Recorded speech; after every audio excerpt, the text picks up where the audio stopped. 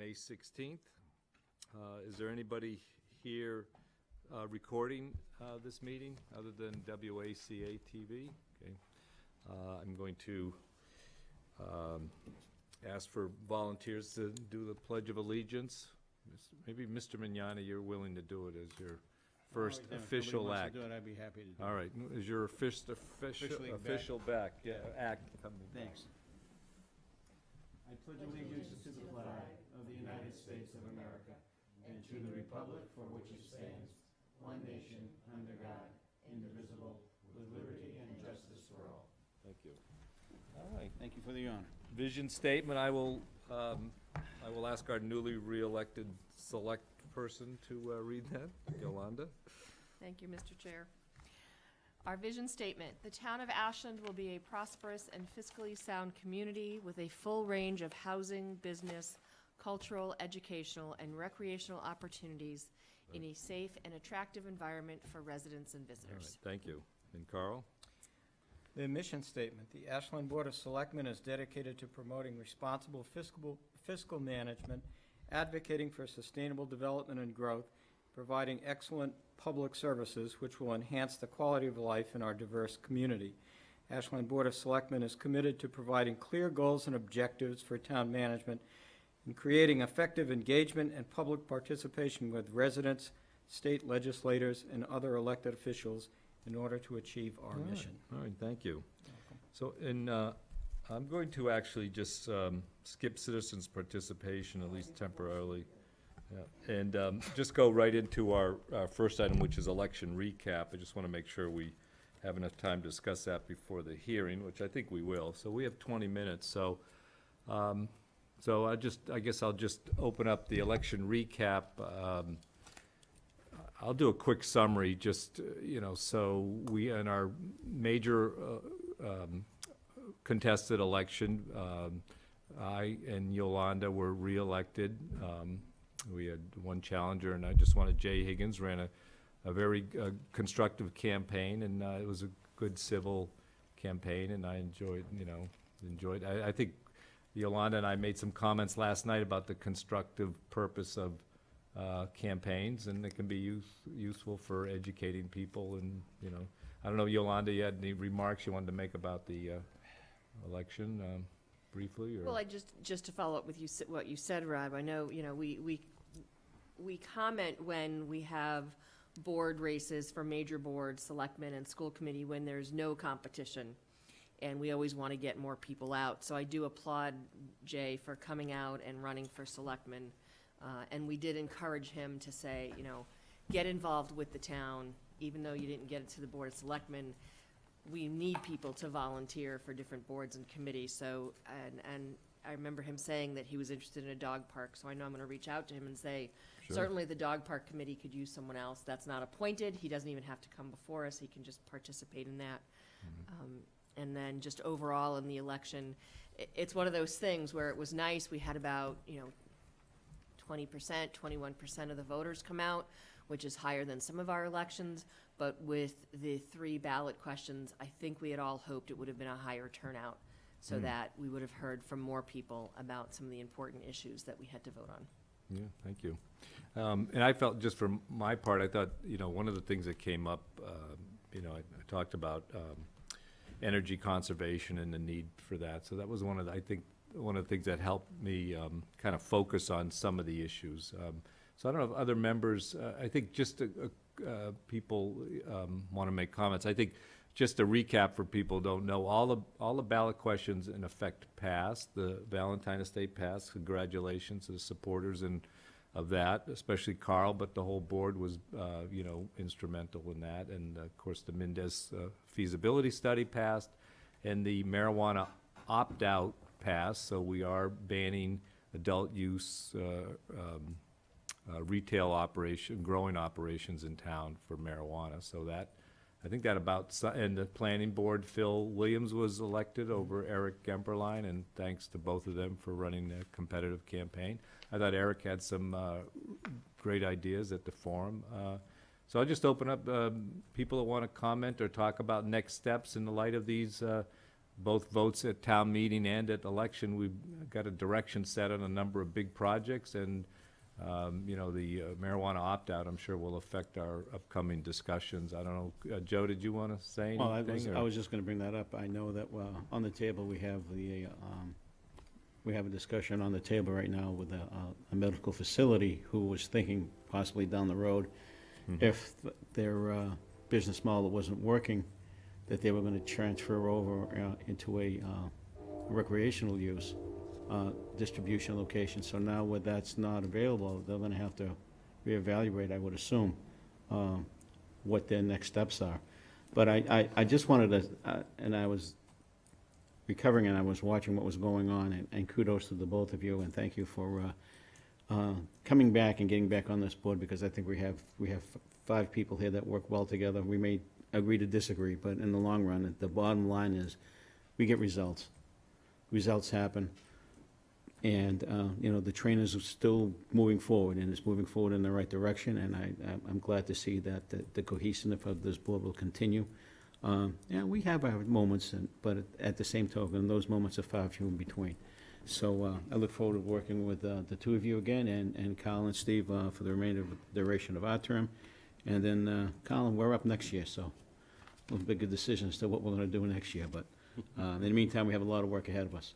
Still got a year, so, you know, Yeah. plan on, look at the work and not the. Oh, we have a not lot of that. work ahead of us. Oh, no, believe me, we definitely have a lot of work. And we talked about it earlier, that I think the number one priority right now, once we have everything done and the budget's all set, and thanks to the management group, is the public safety building, and moving that on and moving it forward, because we've been saying it for so long and too long, that now it's time for the action to really, you know, get it moving and moving into, And that's the item that we did not put at town meeting or on the ballot. Right. That was the one Right. thing we did. so Steve, that's did that's you- something that needs to be looked at. But Steve, I'm looking forward to working observations? with everybody All right, again. thank you, Joe. Yeah. So, you know, I think it's always exciting to have, you know, controversial issues that the community needs to engage in, and we certainly did this particular election. I think historically, most of our elections for offices have been, you know, underwhelming in terms of citizen participation, to say the least. But, you know, when we have topics that we, as a board, chose to put before the residents and allow them to make the decisions, and I think that was the you know, the big takeaway for this year, regardless of what side of the fence you were on. You know, we gave the residents the option to make that decision. So, you know, I think for me, that was the big message. Carl? Well, first of all, I'd like to thank everyone who ran, congratulate everyone who won, and thank everyone who came up to vote. To echo what Steve said, I think it's been important to this board to put important issues before the town to vote on, so that the town has a voice in what Ashland looks like 20 years from now and 50 years from now. And these were important choices. The people made their choices. And I think what stood out to me, at least for the most part, on many of the issues, was that a lot of the different groups found common ground. And I think that common ground is Ashland. And historically, it seems to me that we've been in factions. You know, people were either over here, or everybody was competing for the same morsel or something. And I think people are starting to see how these things are all interrelated, and that what you do over here impacts what you do over here. And so there was a lot of discussion from disparate groups with regard to these issues that I thought were constructive and encouraging and welcoming. No, thank you. And I was remiss in not thanking the voters for coming out and supporting me and my candidacy, and all the folks that participated.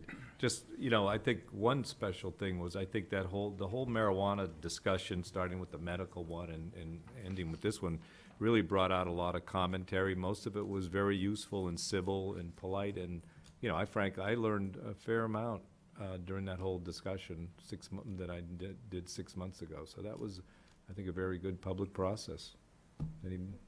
Oh, good. All right, Good. thank you. Well, I think we have time for public comment, or what do we call it? Citizens Citizen participation. participation. Sorry, go ahead, Mark. One election already, and he's already, Yeah, I'm already losing it. We should actually change it from citizen participation to the Mark the Sony. Sony hour, yeah. But we do, before Mark starts, I mean, we should all be thinking as a body, and I'm sure we are, about next steps on all these major initiatives that are moving forward. Okay, thank you. Go ahead, Mark. Okay, and yes, good evening. Congratulations, Yolanda and Rob. Thank you. Thank you. And to the whole town across and the board who made it, Planning Phil, and Diane Mortensen on the Board of Health. And there was one more, Chris Danielle and KG re-elected. Yeah, very good. So maybe we're gonna have a Board of Health that's gonna be formulated and keeping the circus on the wraps. Okay, I have a few things, so. One, with Mr. Ed Hart in the room, Cadillac Paint is now a definitely ground history. It's just got the small little center building still up. And they're digging up and checking out the ground still. The Howell Street landfill, the buffer zone's being worked on, and some tree work is being put up there. Which is about time for those neighbors up there to see what is actually, there's a progress.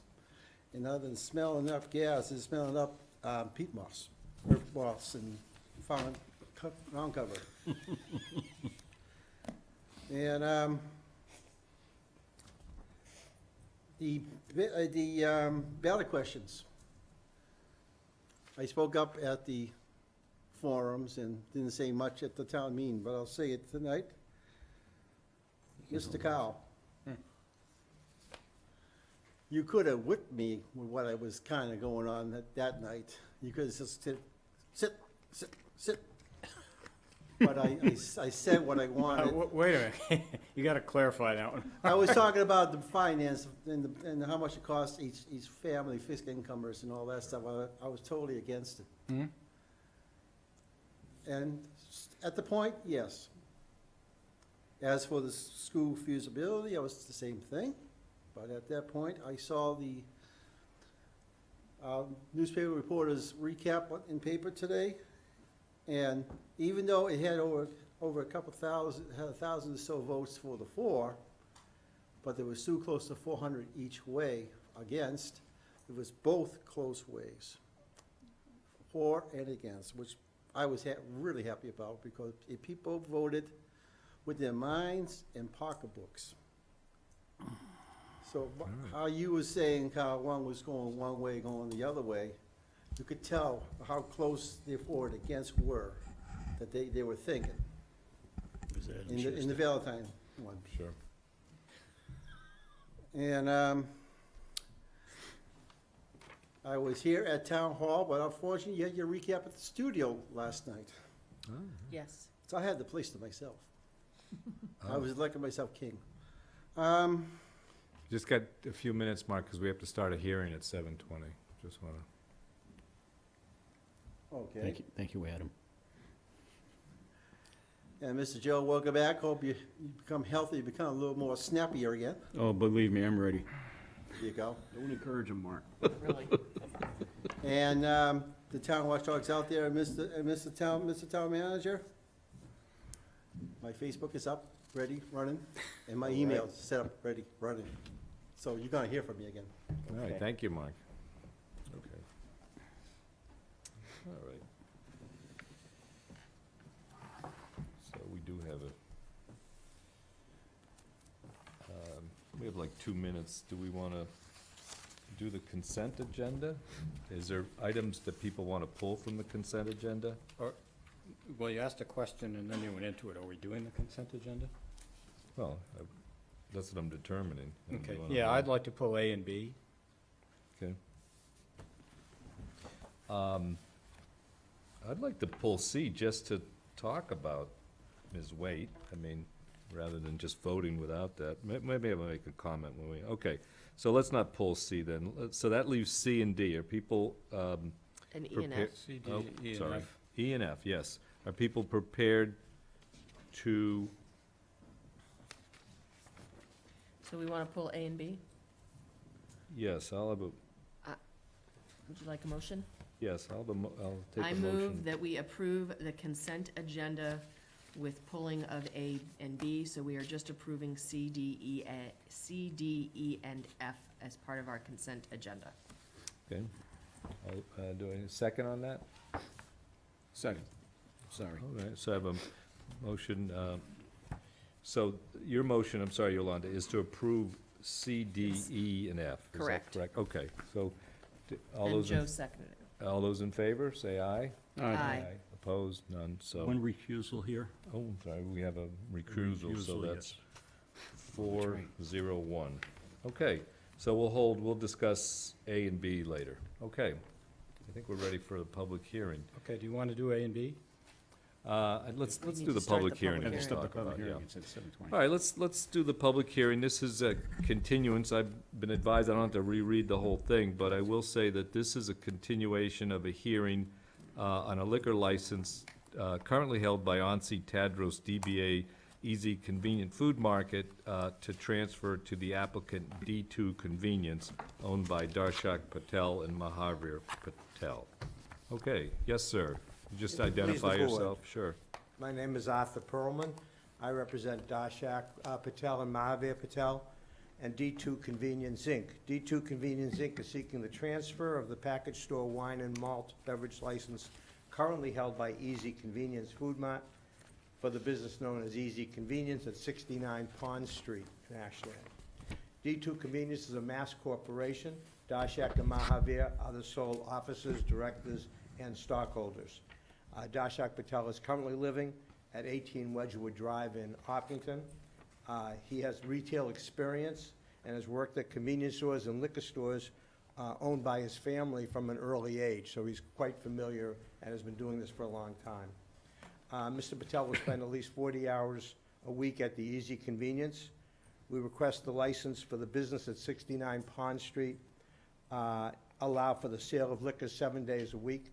And it's beer and wine. When I say liquor, I'm just talking about beer and wine. 7 days a week with hours from 8 in the morning to 11 at night, Monday through Saturday, and Sunday from 10 in the morning till, I'm not sure, does Ashland allow us as late as 10 o'clock at night on Sunday? I know different towns have Anybody different remember? closing hours. I'm not sure. We were gonna ask for 10 to We do? 10, but I don't wanna ask for that if that's against what you do. Yeah, I'm trying to recall if there's anybody else that's open. Is 10 Lucky o'clock on Farm open? Till 6, They're I open. thought. I think they're open at 10. Yeah, I would say we do, Okay. but And we we're can, asking- we should We verify should, that. yeah. All right. We can verify that. Okay. So what I'd ask for is Sunday from 10 in the morning till 10 at night, unless the town has an earlier Right. closing hour, then I'd ask for Okay. whatever the closing hour is to be the closing hour on Right. Sunday. If I may, Mr. Chair. Sure. Mr. Perlman, I'm sorry, you said the hours would be from 8 to 10? 8 to 11, Monday through Sunday, through Saturday, excuse me, and Sunday from 10 a.m. until as late as the town allows it, up until no later than 10 p.m. Okay, because the application had, 5 AM. yeah, 6 to 10 on Sunday, and then Monday, Tuesday, Wednesday, Thursday, and Friday, 5 a.m. to 10 p.m. Oh, that's the store itself. Right. The that's store open, yeah. itself is open there. We aren't allowed to sell alcohol, though, until 8 in the morning. Okay, So got the it. license would be from 8 in the morning. They open at 6 or Okay. 5, but not for alcohol. Got it. Okay. Mr. Patel, already being in the liquor business, is familiar with the laws relative to the sale of alcohol. He has also completed TIPS training and has their certification. He will naturally uphold the statutory law and familiarize himself with any rules that are specific to the town of Ashland regarding the sale of alcohol. I would respectfully request that the board approve the transfer of the license. Does, well, we had, of course, the reason for continuance was the question of the agreement to the current owner, right? Right. And we have that documentation now, so that's been resolved. Remember, I showed you an Yes. email that we had originally that, Right. and I had brought it over and showed it to you. Has that Yeah, been- that's done. His That's been lawyer came resolved? back, and his lawyer explained to him that he can't be requesting that, and we're not gonna agree to that. We're agreeing to the agreement as per the purchase and sale agreement that we've submitted to you. Okay. That is the agreement. So, and that's, it's all understood, both parties are in Yes. full agreement with it now? Yes. Okay. All right. And I see Mr. Patel is here. Would the board care to ask him any questions or have him, anybody? Yeah, I have a question, and you can probably answer this. So there's two principals, Yes. and they're both will be working in the establishment, or? Yes, Mahavir, I'm not sure exactly how much Dashak will be the primary person, but Primary, Mahavir okay. will be there. Yeah, and they're both, I can see they're both tip certified. They're both tip Okay. certified. Other employees, you plan on other employees besides yourself, and? You can come up here and The speak, microphone. just, Hi, good afternoon. Good evening, actually. So the initial plan is to keep the original employees he has, and as probably like in a month or two, we're gonna bring in our own employees. So, Okay. Yep. So I just want to, the reason I bring it up is, I'm assuming all the current employees are tip certified, and employees that you bring in obviously need to be tip certified. If you're familiar with our liquor regulations, our alcohol regulations, they require certifications to be done in-house or in a class outside of your business, but not online. Right. Right, so that, I just want to bring that up. And one thing, just as an aside to our staff, it's been a couple years since we had the police chief did a session for all the license holders in town, and it was very informative I think we should probably schedule that again, and it just is a great opportunity for license holders to, we have an expert come in that will go through all of the kind of subtleties of either selling or serving alcohol.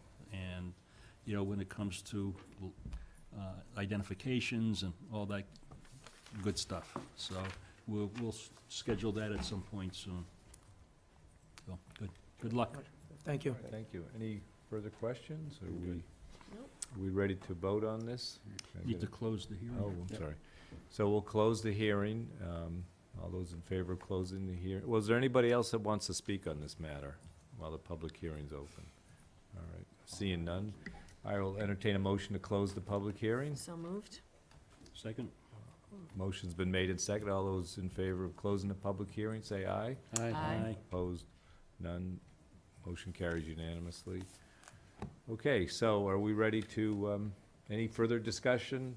Do I have a motion to approve the license transfer? I move that we approve the license transfer from Easy Convenience to D2 Convenience, Inc., with the liquor license hours of 8 to 10 Monday through Saturday and 10 to 10 on Sunday, unless we find out that we actually shut it off earlier. And we'll follow up on that and let you know. Second to that motion? Second.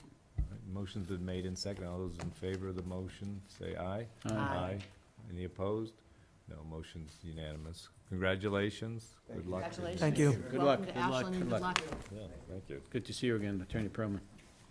All right, Take care. all right, Thank thank you. you. All right, I think we're ready, actually, to do Ed's neighborhood survey, if you're ready, Ed. So, just as, Actually, as Ed's getting up there, I can probably yeah, that's give probably you a an good idea, update on yeah. Cadillac Paint. Sure. So, as Mark has mentioned, they've done a lot of the demolition. There's still one building that's left to demolish.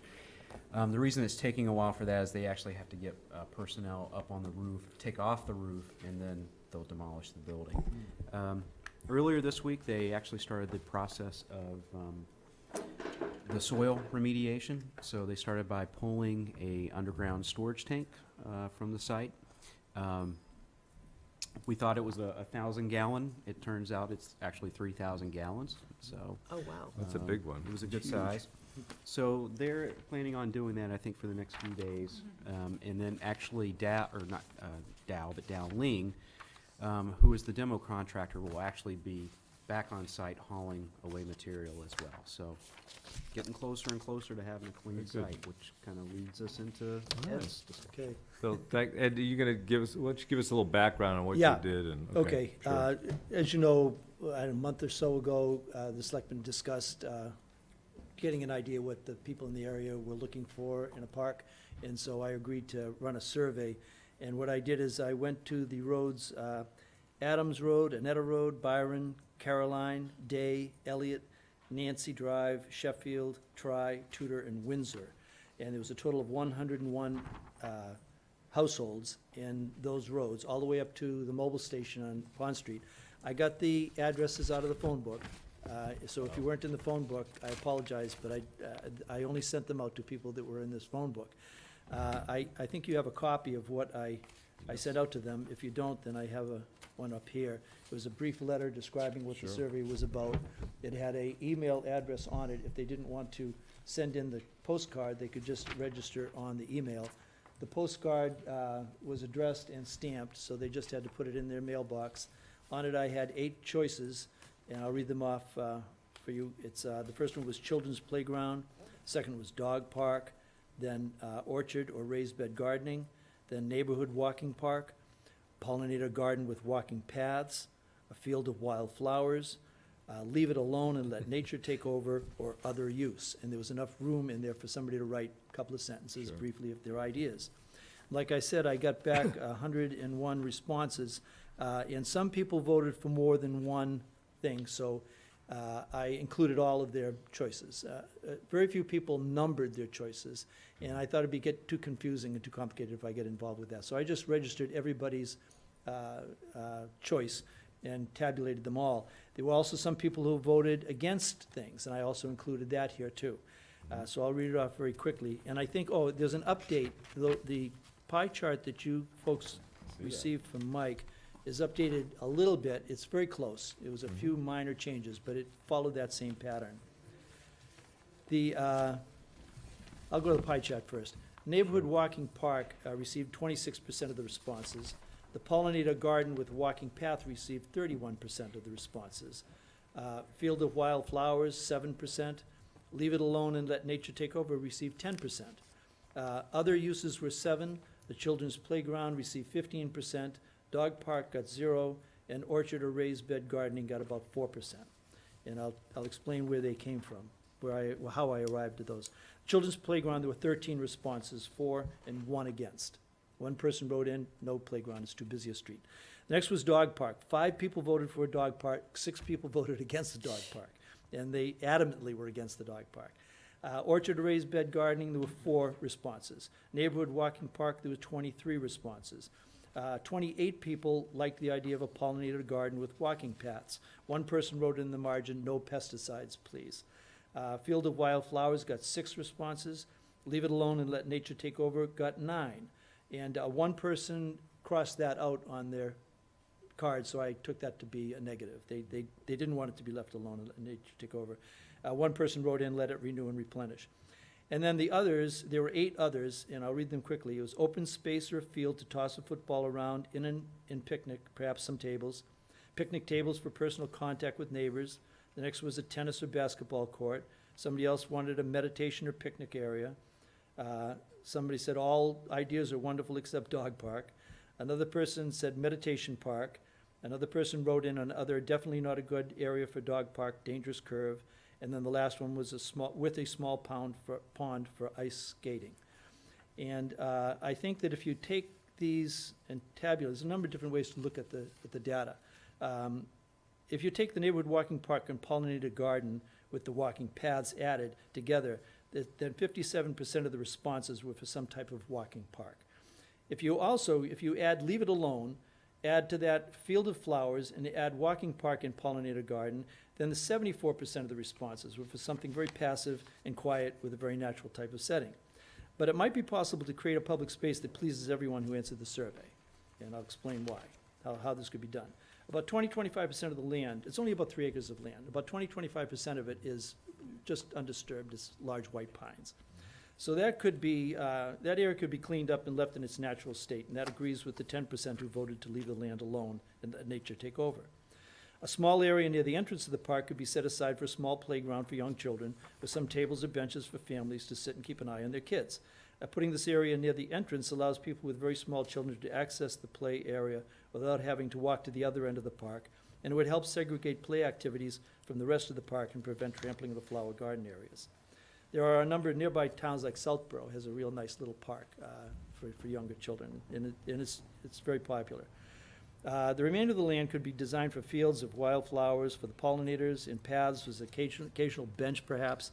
The design could be determined by people with an aptitude for landscape design, and they could include apple trees or cherry trees. That could be included in the design with the gardens, and that would satisfy the votes for orchard or raised bed gardening. And at least that orchard part of it would be answered. But the most important thing I think that should be emphasized by the town and by the planners is to keep it as self-sustainable as possible. And the best outcome would be a place that requires little, if any, maintenance. And of course, picnic areas and playgrounds require maintenance. So I think that's the things that have to keep in mind as you move forward on the project.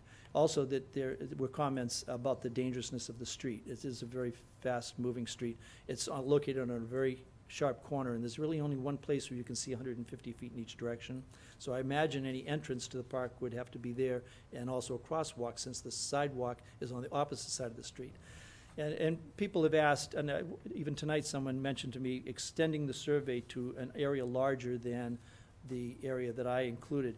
And that's true, that you could learn quite a bit from that, and there's nothing wrong with it. I think that the park should be open to everybody in the town. Actually, it's open to everybody in the country. We don't discriminate, but to be reasonable, most of the people that are going to go to this park are going to live within a quarter of a mile of it. Mhm. And that's why I sent out my survey to about a half a mile Sure. radius. And it isn't, like I said, not a dangerous street, but a busy street. Busy street. And it has some challenges. It's also very small, and the parking area, because you only have 3 acres of land, we'd have to think about access, Mhm. But of course, has nothing to do with the survey, and that's up to you folks. But I did have this website that I set up, was CadillacPaintPark.org. And I talked to Beth last year about starting a competition with colleges that give degrees, accredited degrees in landscape design, trying to get some free ideas, basically. And I built this website. I sent out letters to Harvard, to UMass, and to University of Newark and Syracuse. And they were the 3 top that were recommended on a website that I found for landscape architectural design. I have another 10 or 15 other colleges that I'm going to send a letter out to also and open it up to them. And you can go to the website and see the poster that I'm sending, and some description of the town and the park, and with updated photos of the site. And I've gotten 31 hits on the website, just put it up recently, got 31 hits already. So at least 31 students have gotten the message and have accessed the site. Hopefully, we'll get some ideas from it. That's interesting. Well, thank you, Ed. It's Okay. very impressive Mhm. volunteer work, I have to say, and done, pulled together some really great information. Especially, I think we should strongly consider following up about maybe, as you said, maybe spreading the survey out or getting a little more feedback from the town at large to see. It'd be interesting to see how that compares to the neighbors. It's certainly Yeah, very important viewpoints to the people who live nearby. yeah. But I just, so hold on there. So I just want to Okay, open sure. up to the board here, the comments or questions or thoughts on this. Go ahead, Yolanda. Couple. So, first of all, thank you for being so proactive and getting this information from the neighborhood. I do like the idea of extending this out either via your website or some kind of survey where we can get and encourage feedback from the whole community. Sure. Because I do see this park as not just a park for that neighborhood, even Right. though, some of the conversation has been that side of town doesn't have a park, so it'd be nice for them to have one. But depending on what we put there, it sounds like some of the ideas are things that we don't have in other parks in Ashland. Yeah, that's So, true. the walking paths that are designed and stuff like that, it might be a nice place for someone to go walk. So I think we really should reach out to the whole community in regards to getting some input. I hear you about how dangerous that road is, but I definitely think we need to put some kind of parking there. Yeah. I think, ideally, in the future, as Route 126 gets developed and it's gonna be easier for people to ride bikes and stuff to get to that area, Yeah. I think we still need to have some parking, because there are gonna be some people who can't ride or walk there, Yep. but who may wanna go and participate in that. And, you know, just the last thing I would say is, I think it's some great ideas, and I think we're on the right path, but I think we need to just get more feedback Sure. from a larger community, Mhm. rather than just the neighborhood.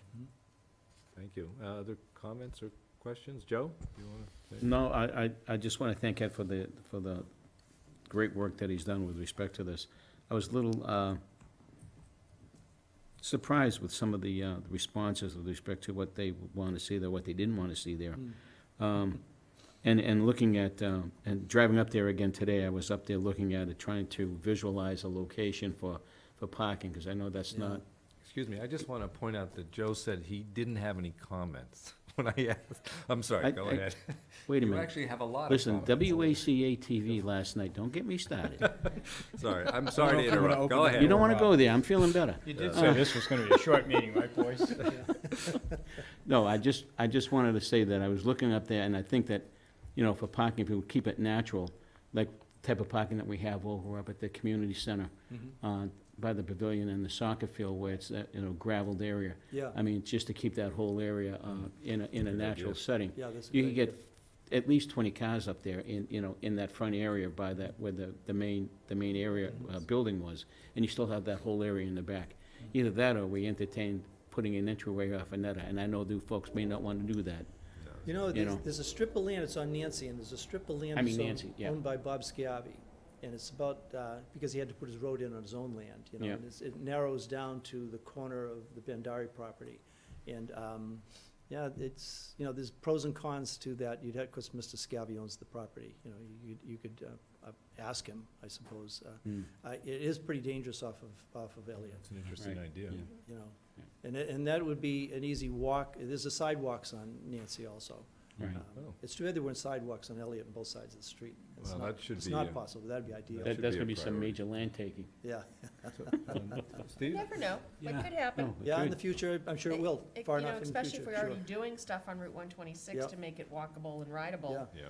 it might Yep. make sense to then Yeah. bring it into that area as well. A lot of people have asked about that too, and they thought, and I don't want to take up your time, but, and sometimes I've seen Wellesley where, in front of the library, that crosswalk, Yep. where lights go on, they flash. Sure. I've also seen other towns where they'll have a little radar, and they'll let the drivers know how fast How they're fast going. you're going, You know, and I bumped into them, and I'm surprised I'm, you know, going over the speed limit, you know, when I hit them. Yeah, of And, course, we just repaved that section Yeah, of and that- Elliott, yeah. so now they go even faster. Yeah, that's right, I know, yeah. It's So, true. the parking obviously is, Yep. is kind of the key unknown here, and I was thinking of it relative to the parking lot at the town forest, which we recently enlarged a few years ago. Now, I go up to the town forest on a fairly regular basis, and it's never fully utilized Yeah. as a parking lot. Yeah. So I guess the question is, the challenge is, how many spaces do you actually need? How do you figure that out? And how do you, kind of minimize, but, again, accommodate a reasonable number of spots? Right, right. And I'm assuming that most of the folks in the neighborhood are gonna plan on walk there. Yeah, But yeah. that's not maybe all the time, so, so I think that's something we need to certainly look at, because again, we enlarged the parking lot at the town forest, underutilized. It Wasn't could be used. half the space that it is and still accommodate the visitors to the town forest.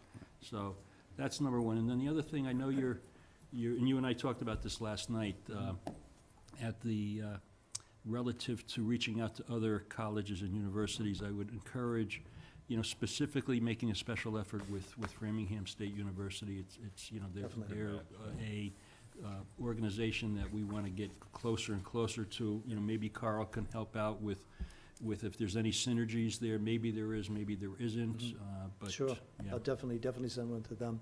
yeah. Yeah, and just to reiterate, I personally, I think from experience, I think it's reasonable to assume without a study even, that the people that are gonna use it are probably gonna be the ones that are closest to it.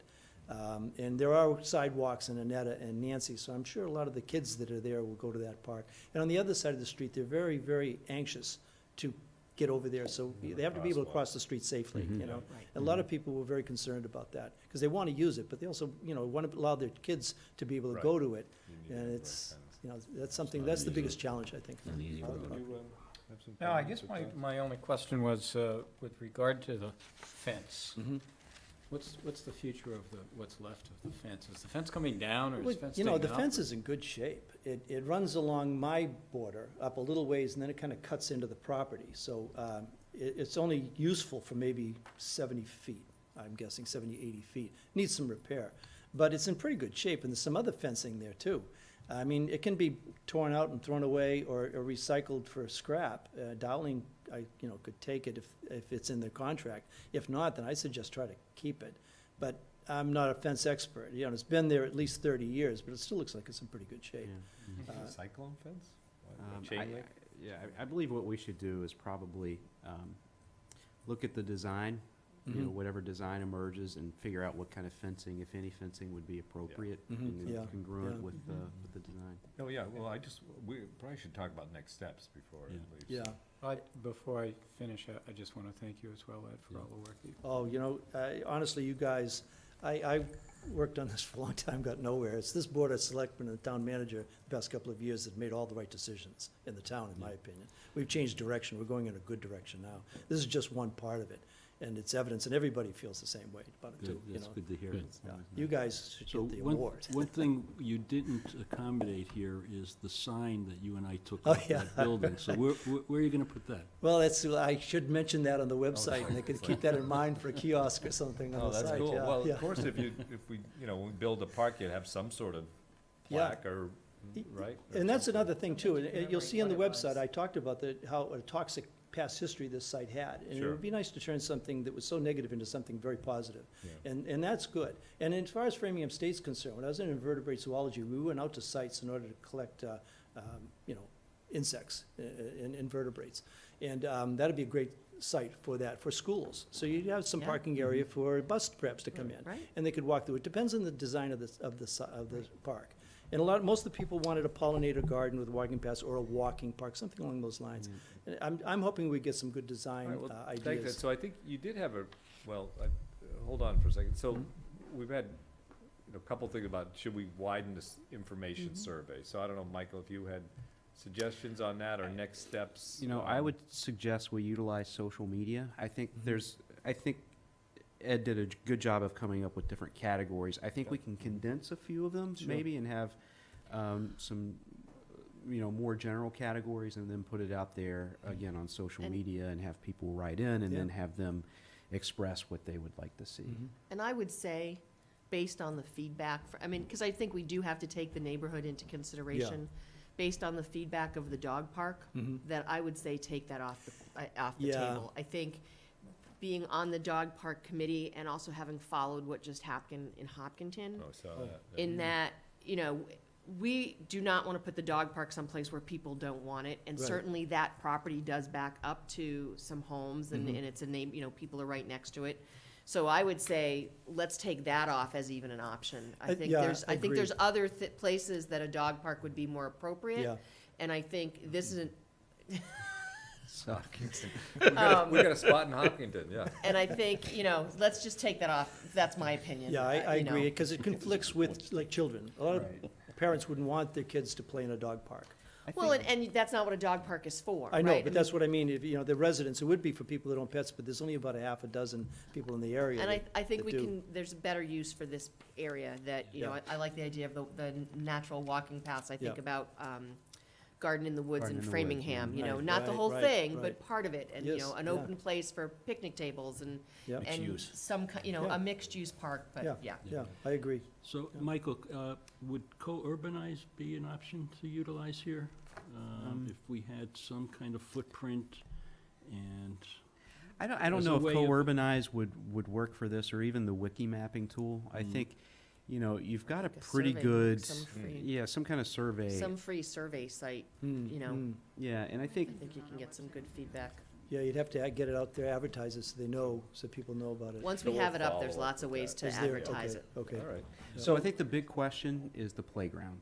I think everything else can kind of go into one bucket, or a Oh, different that's type of interesting. bucket. Yeah, right, Should there right. be The an playground active is playground? the thing, you know, Yeah. should there be a playground or should there not? And there's Yeah. so many, well, there's really only two opinions, yes or no. Mhm. But people seem to have a pretty strong reaction one way or another for that. So I don't think we should limit our information gathering to that, but I think, you know, we should include that. And I think, Sure. you know, if there's an overwhelming response based on this survey, you know, one way or another, Mhm. I think probably the best thing to do would be, maybe Ed, you and I could maybe work up just a really rough sketch Mhm. of kind of Sure. some ideas, certainly not a design. Right, right.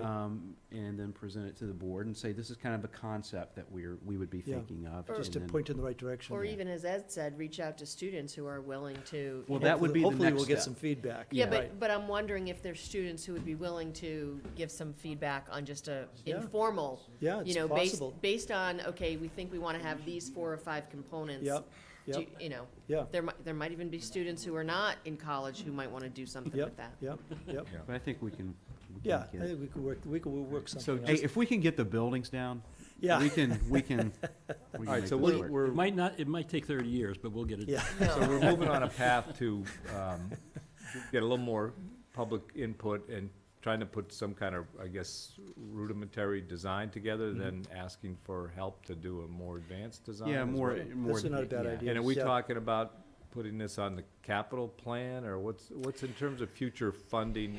And Yeah, I that think- was a question, but I didn't know if I'd bring it up Well, tonight, but yeah. maybe sometime in the future. Because I I'd like to mean- put it on the website for the students, so they know, have a budget as to what to, for the design. Because you can spend $1 million in a design, you can spend 50,000 in a design, you know, there was just no number there. And I figured in the future, I could get something from you guys on that. I guess I'm thinking, yeah, I'm just wondering, and is it it's not in our capital plan now, I take it, that, you know, so that's something to think about as we move ahead in this process, I guess. so. Did our representative get us $50,000 from the I state? think so. I So think it that's happened. in the House budget. Okay. I Oh, would assume that for- it would be making it For the into park. the Senate. For the budget. park Yeah, itself. It was not- earmarked okay. for the park itself. I in think, the Oh. House, you know. Yeah, Okay. there's I wasn't 50,000. aware of in that, there. It's yeah. a start. That's a fair yeah. amount. Yeah, an awful lot of people would just, you know, I'll just add this in closing, just about everybody I talked to personally was just glad to see them gone. Yeah. And their first response was, hey, I'm happy just that they're gone. And then the second thing, but now that they're gone, okay, this is what I'd like. That's right. Can we You do- know, yeah, but they which were real happy makes just to sense. see them gone. So that's good news, and I wasn't aware of that, but there's a $50,000 earmark in the House budget right now, House which budget. is not finalized yet. They're in conference committee, right? But it's Well, looking House good. budget's finalized. It hasn't gone through conference Right. yet. But, and then there's, there's placemaking grants that we could utilize. We Okay, could- so that's the kind of thinking on that. This could be Okay. a really great community project. All right. You know, Yeah, I it think- could, Sounds yeah. good. The only other, I'd throw in like Eagle Scout project. Yeah, Really springs sure. to mind on Yep. that, something like this, right? Yep. So. There are ideas out there too. People have done this in the past, like Did you five need bricks with something your. specific from us tonight?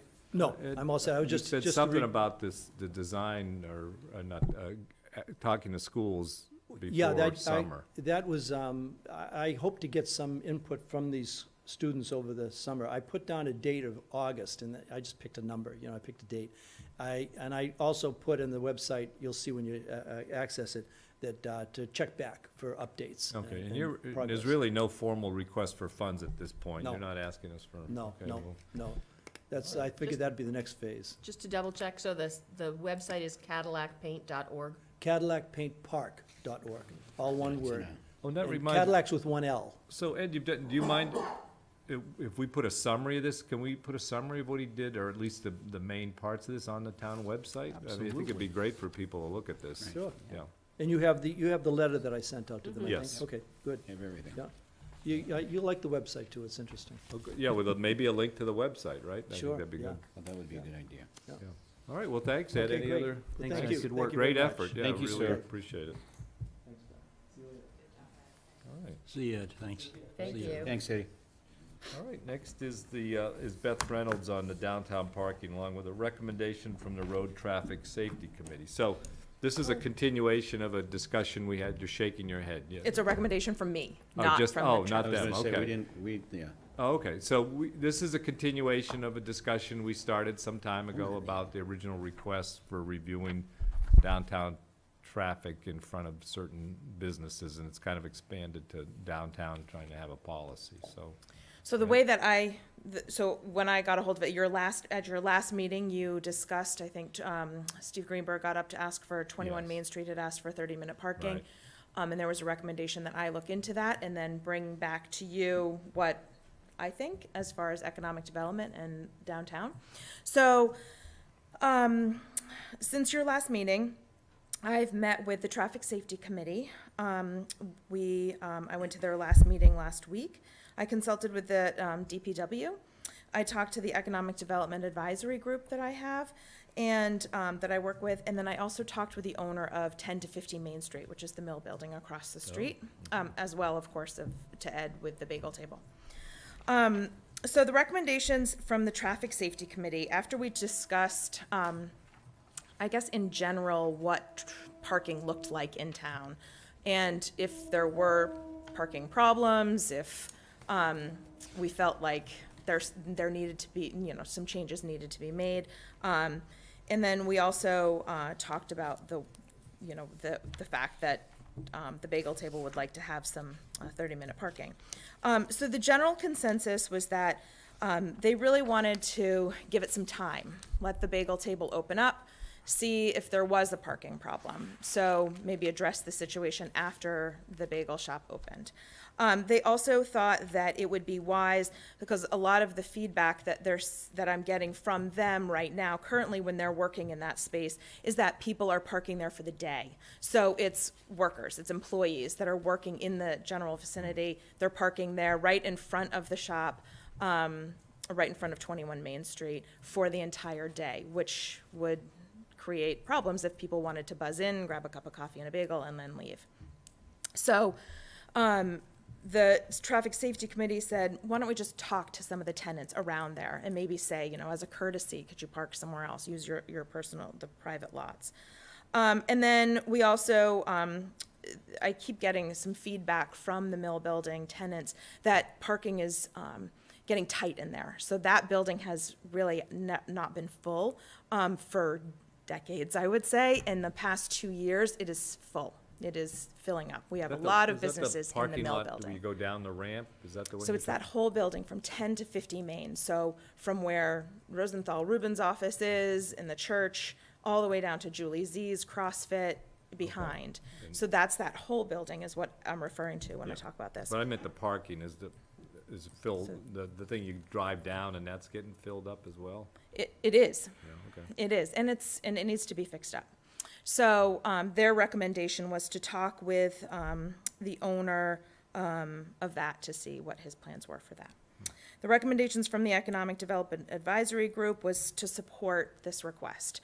They thought that he's an expert, he knows this, he has a shop in Chestnut Hill. We've seen other coffee shops in different towns. They thought giving him 2 spaces, or making those 2 spaces in front, 30-minute parking, is not too much to ask. Revisit it, see what happens. They also think that we should look for additional growth in town as more businesses are coming in. We might need to address some restricted parking. Some concerns, the one concern that we had out of this was enforcement. We really have no way to enforce it other than with our law officers currently, who are already quite busy. Other towns have meter maids if they have metered parking, or if they have restricted parking. So that was some of the concerns. In the process of all of this, which was great, I found out that we actually own a parcel of land on the corner of Tilton and Cherry Street, right in downtown. It's right along the railroad tracks. It is oftentimes very wet. Keolis parks a lot of their trucks there, as well as railroad ties. So in finding out that that was actually what we owned, did a little digging with DPW. There currently is a sketch for a potential parking lot there. 15 spaces to be exact. It is an option. So I've been working with Sheila and Regita and Doug at DBW and Sheila in planning. We met today to go over that. We would like to proceed forward with looking at the opportunity to make that a lot prettier, I guess you could say. It's really not, and I don't feel like we're being very good neighbors to those people right now. It's not an attractive lot, it's just kind of a dump yard. And I feel like we can really work on that space, and add 15 spaces, around 15 spaces to our downtown parking, so that with all these new businesses coming into town, with Main Street, the mill building filling up, this adds something that is just kind of sitting there unused. So it's definitely an opportunity, in my opinion, that I would like to see move forward. We talked today about estimated costs. I don't know if you want to hear that or not. You do want to hear that? Yeah, if you have So estimates. it's, so we estimate that the project would be $60,000. We would have to regrade that. We would have to pave that, stripe it. In turn, we would also like to utilize that spot for a rain garden. So this would be like an educational piece. Did you say a for rain garden? Yes. Oh. So with all of the stormwater changes that are coming up, we thought that this was a great opportunity to take advantage of making this space sort of the subject of what other businesses could do in their parking lots. So adding a rain garden and Look at- helping with. Look at using more pervious material versus impervious Yes. material, maybe? So this would almost be like an educational piece for businesses down the road, that they could say, oh, this is the model, I could do that too. So we're looking into ways to really add that into it. That's a huge piece of it, actually. So I'm drawing a blank. Tilton and Cherry Street. Yep. Where's Tilton? Yeah. You know where Anne Marie's is? Tilton. Dance Center? That's McGunko. Before Right that. next to McGunko. It's across the It's on street. the other from side of the I tracks. got it. then. Okay, Right. so it's Okay. Tilton Street. Got It it. connects to Pleasant. Okay. So it's a little Okay. cut Got it. through Okay. from Pleasant. Yep. I was on the wrong side. Yeah, we put a new sidewalk up in there, so that delineates that whole, Got it. that area. We just. So with the refixed quiet Right. zone, we're gonna have to redo that whole area. So that would be a piece of it. So my question would be with respect to this, I know when the quiet zone does come to reality instead of just discussions, I guess my concern would be the railroad property and how we make a distinction It's McGunko, with respect so to the road, because like you said, they're railroad ties that are along the side there, and I don't know where the delineation is from their property to the town property. Yeah, There we'd is have no- to delineate it with like some kind of border, Yeah. you know, We would whether put a it's fence. fence, Tile, fence, striping, something. vegetation, Okay, something like that. well, because I know that Question. they bring their trucks and stuff, and they're always parking over there to do the work that needs to be done. So is that gonna become a constant battle with We would- CSX when they have to do the work down there, and they bring their vehicles on that side to park? They have access to both, they have the access to the other side as well. Right. And they don't necessarily, it doesn't look like we own that land. I And mean, why- it kind of looks like empty space. I Right. didn't know we owned it. Right. And lots of people And why didn't. wouldn't we ask them to do the work for us? We would certainly ask. You know, I mean, I think that's certainly a reasonable request, and maybe they'd contribute something. Maybe, know. maybe they would. Maybe they would. There I were mean, they've cou- been using it for quite a period of time. Right, There were a couple of businesses in town that would park their vehicles over there. yes. And if I remember correctly, maybe 5 or 6 years ago, they were told that those vehicles needed to be moved. Actually, 3. Was it 3 years ago? Yeah. Okay. So that's the Salvos and- problem, Yeah. is enforcement, as you say. But We would obviously have no overnight parking. We're looking at lighting. We'd So- probably need to put a crosswalk. So there are, But I that's a mean, future challenge, that well, parking lot. hopefully not so But let me get future. back to You know the- me, Steve. I Let- don't. Let me get back to the original Waste too much question time. that we posed to you Yeah. at our last meeting, which was, looking at the totality of downtown in Yes. terms of, what is the best approach to parking Right. and time limits and so Right. on. And I know I asked that we look at what other communities do. And I know, I eliminated Natick because they've got parking meters, but places like Framingham and Hopkinton and I'm getting there. Okay, so Yep. I think it's important that we have some concept. I still think 30 minutes is too short a period of time. And so, So, should I finish? Yes, Okay. sorry. So that's okay. So that's just one piece of the puzzle that I'd like to sort of just add into this discussion, because I do feel like there's more opportunity to add more parking into downtown with this area. So then I also took time to speak with Rich Gordon. He's the owner of the mill building. He would like to do some improvements to his parking lot. He doesn't know that it will add additional spaces, but it would be nice to see him do some work to fix that up. I'm hoping now with the business incentive program, we can work with him to sort of try to initiate that. So I will continue to work with him on that.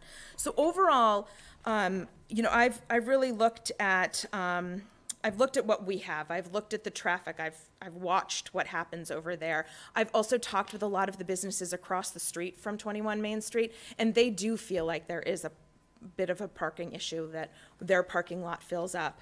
There's not enough turnover. So I do feel that 30-minute parking would actually support not just the bagel table, but it would support others across the street that are kind of that quick churn and burn. You gotta go and run into Julie's and grab a zucchini bread. You run in and get your eyebrows waxed. You run in and pick up your insurance from Purple Ink Insurance in the Mill Building. You go to gluten-free sourdough. There are a lot of businesses in that area that actually do want that quick turnover.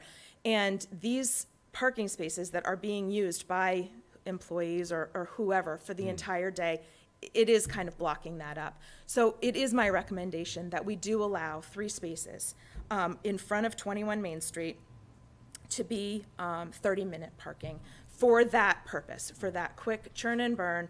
And I do feel like I want to support this business as they start. It's hard the first year. I want to see them succeed, and I want to see all the businesses there succeed. So for me, I do feel it is valid. I have looked at other places and that where there are coffee shops, and they do have that So quick can you 30-minute give me some parking. examples of where? In Hopkinton, Yeah. Starbucks, that whole parking lot has designated different, different This is the- But levels. that's not public parking, so we have to distinguish.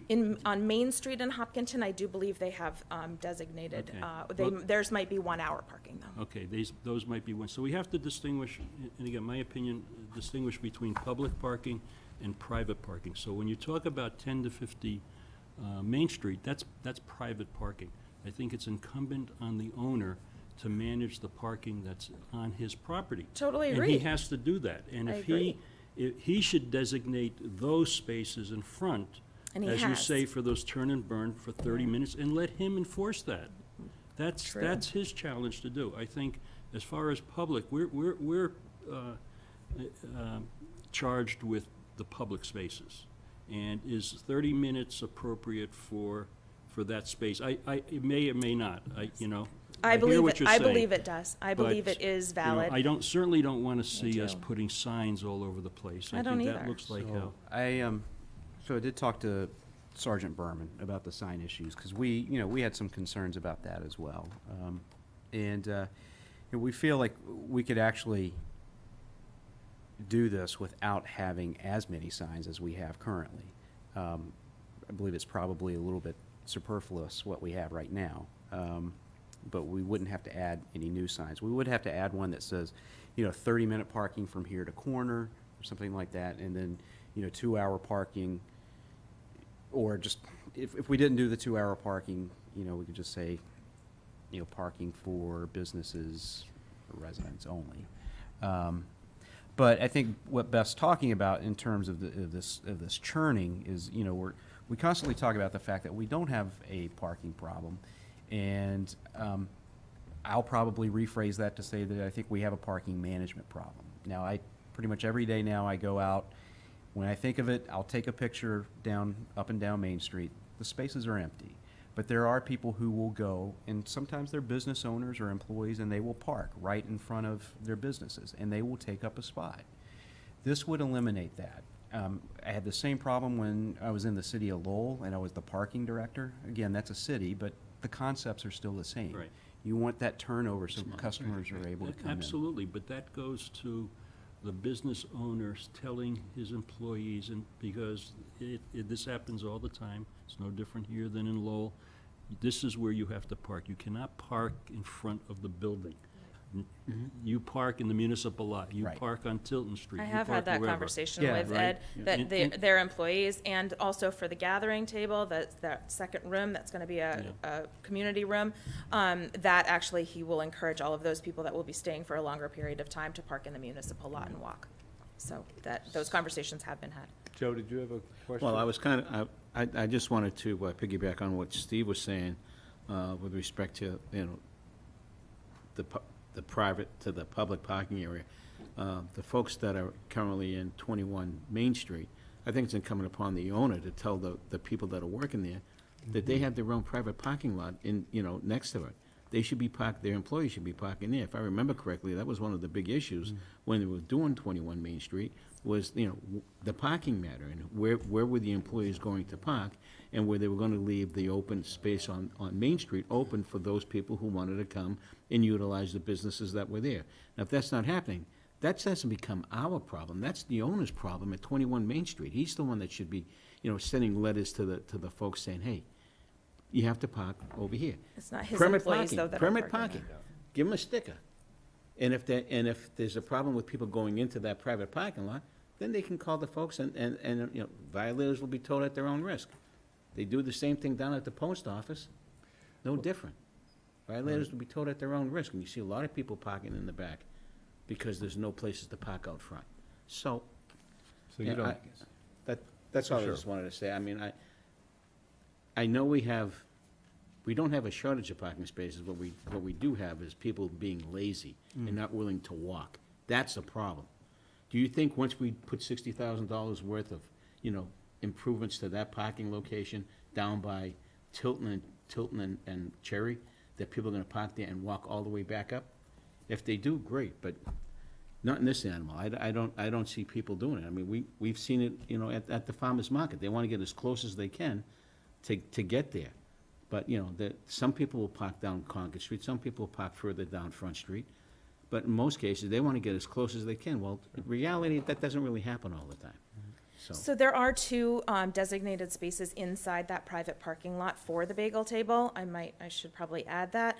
These are the people, these spaces though, these are for the commuters. These are for people that are 6 a.m., they want to run in, they want to grab a bagel and a coffee to get on the train, they want to be out of there in like 10 minutes. So that's sort of where. And I don't have a problem with that. That's a great idea. But I think the folks that are working there need to realize that they're actually inhibiting their business by parking in front there, so that way. It's the people across the street that are parking there. So there's nobody actually at the bagel, they're not open yet. So it's not Right. their employees at all. Okay. They, I said something they are about the, very clear where they're going So to 10 park. to 50 It's the, Main Street Peter- is exacerbating the situation because he's Because not they're full. managing his parking properly, and it's putting pressure on other public did you- spaces. Carl, did That you makes have a sense. comment or a question? You mentioned, Beth, the problem of enforcement, but I'm not sure whether you spoke to the solution to that. How would, if we had limited time parking there, who would enforce it? It would be the police. Mm. They would have to be, they would have to be notified, they would have to go mark the car, they'd have to come back 30 minutes Be later. tracking. Yeah, traffic control. So, Beth, I just want to make sure, so you're basically recommending 3 spaces in front of 101 Main Street? 21. 21, I'm sorry. It's okay. Be 30-minute parking, and Yes. we just put up at least one sign saying that. So I don't actually see the issue with that. I mean, I'd be in favor of that. I guess, it sounds like there's other folks that want to try something else first, but I just want to double check. So we had also talked about restriping the parking in front of 21 Main Street to see if we could fit. We can't. Doesn't fit. It doesn't fit more than the 4 that are already there. Correct. so 3.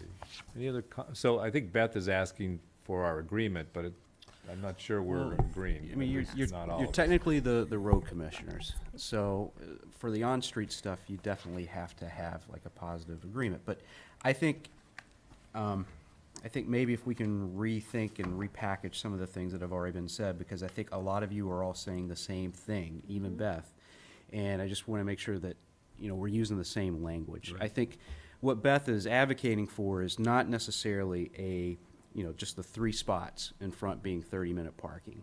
It's kind of a package of, the 3 spots in front of 21 Main Street with 30-minute parking, redoing some of the signage, and then also having, very explicit conversations with the private business owners, including Rich Gordon at 10 to 50 Main Street, and then 21 Main Street, both Ben Stevens and Ed, and making sure that they are parking their employees, and to the certain extent that they can, their customers are parking in their own private lots.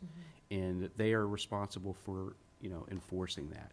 And I agree 100%. I think with the mill building, I think there's a lot of wasted opportunity in terms of parking, especially with all the stuff And back. in the back. And I think we need to encourage, Mr. Gordon to, relook at his property. And then, again, as Beth said, trying to get not just 21 Main Street, but everybody to use more of the public parking lots. And you're right, Joe. You're absolutely 100% right. It's convenience. That's a nice way of saying Convenience is laziness. important, But it's also, and not only convenience, and we've had this conversation, is letting people know. I mean, Right. there are people who have been in town for a long time, and I tell them, well, just the go parking park in spot?" back of town hall. And they're like, wait, I can go park in back of town hall? I'm like, yes. So- But there's no sign Signage, that right. says public parking in back of town hall. So those are some things I know So- we're looking at. So the other component, yes, and that's actually moving closer and closer to fruition, which Right. is actually making very visible, this goes to that parking management issue, Right. very visible where public parking is. Right.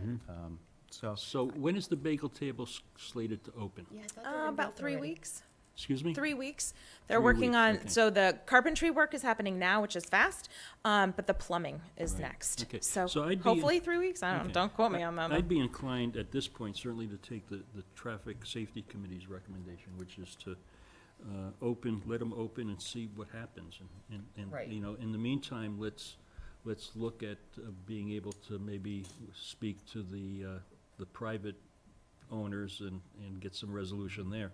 but do you want to It's not try on the the- 30 not on the minutes? I'm docket. inclined to get more information from what other communities do with parking in these kinds of situations, because I'm not satisfied that we've have that information, so. I don't ever recall seeing 30-minute parking. I've seen it in private lots, and you're right, you go to the Starbucks, and they've got certain spaces that are allotted. There's 2 spaces over at 1050 that are allotted for Julie Z. Right. Now, who enforces that? No idea. But, I think, I'm just think we should kind of base it on kind of, I guess, more realistic expectations, I think. Other thoughts? I'd be inclined to say, yeah, if the guy's asking for, that's fine. I don't see the downside to that, frankly, but I don't know, what's the sense of, people wanna kind of wait and see, like the roadway traffic committee suggested, or? I mean, what happens if, now, Lunkers has got their homemade signs in They the need to back. take it out. But what happens if he says, hey, look, I want 30-minute parking in Right. front? And what if Erica says, hey, look, I do takeout business, and Nick's Pizza, and so on? So, Right. I think we need to have a little bit better understanding of, I think, just realistic, flow. Yolanda? Question for Steve. You went to that parking discussion at MMA. Yeah. Did they talk about Yeah. any of the timing stuff? They didn't talk about, per se, timing stuff, but they talked a lot about employee parking, and that the expectations that are placed on employees are certainly not to park Right. In front of your in business. public In front of your spaces in front Yeah. of the business. Yeah. They are directed to park in municipal lots, and if they have to walk, that's what they do. But I think Beth was pointing out that it's not always, they can't always control whose employees are doing it. And Well, I think it just gives a message, like, we only expect you to be parking, even if we don't even enforce it, at least there's a sign saying, you should only be here 30 minutes, and that's the idea. It's at least communicating that to people. The problem was the back parking lot at 1050 Main Street. It's very inconvenient for the people that want to go, I mean, if you have to go to the dentist down there, good luck to you, because you have to go down the steps, try to find a place to park, and then you have to go back up to the steps again, and pull in. For the elderly, that's not a good thing. So, I mean, they're always looking for places to park. So some of these people that may be using it, maybe, folks that have impairments or are elderly, they can't make that trek from the back parking lot. And that's something that, maybe Mr. Gordon should look at, and there's no lighting down there, so God forbid if you wanted to stay there at night or whatever, there's no lighting in that stair, and that's only one stairway. I mean, if he was really serious about doing something with that building, to make it more convenient for everybody that's in there for parking, especially for the employees that are there, he would entertain putting another rear entry. putting it in. And it's gonna cost some money, I get that, I understand it, but, you know, you're making money, you might as well help those that are making you make the money. Well, and I know, I've seen plans, I forget who showed them to us, of adding a second, Garage. a Yeah, or garage like a in garage that type parking structure. garage, you know, in the lot, but, you know, he has to be willing to do that. Do that, right, no, And, you know, maybe it's time to encourage him to say, look, you're fully leased now, you have all these people using your building. All right. So, Have encouraged but, it. Long, yeah. I'm willing to reach out via MAPC, our planning organization. They may have information on other communities other than, you know, ones right around us that are using 30 minutes or 2 hours or, I mean, I know Natick does it, but they have a parking meter, so it's a little bit different. But, I mean, they don't have it during they turn off the meters during the Christmas time. Right. So. We are unique. I mean, we don't Yeah. really have a lot of retail there. And how, So it is how kind of a does unique Holliston do situation. it?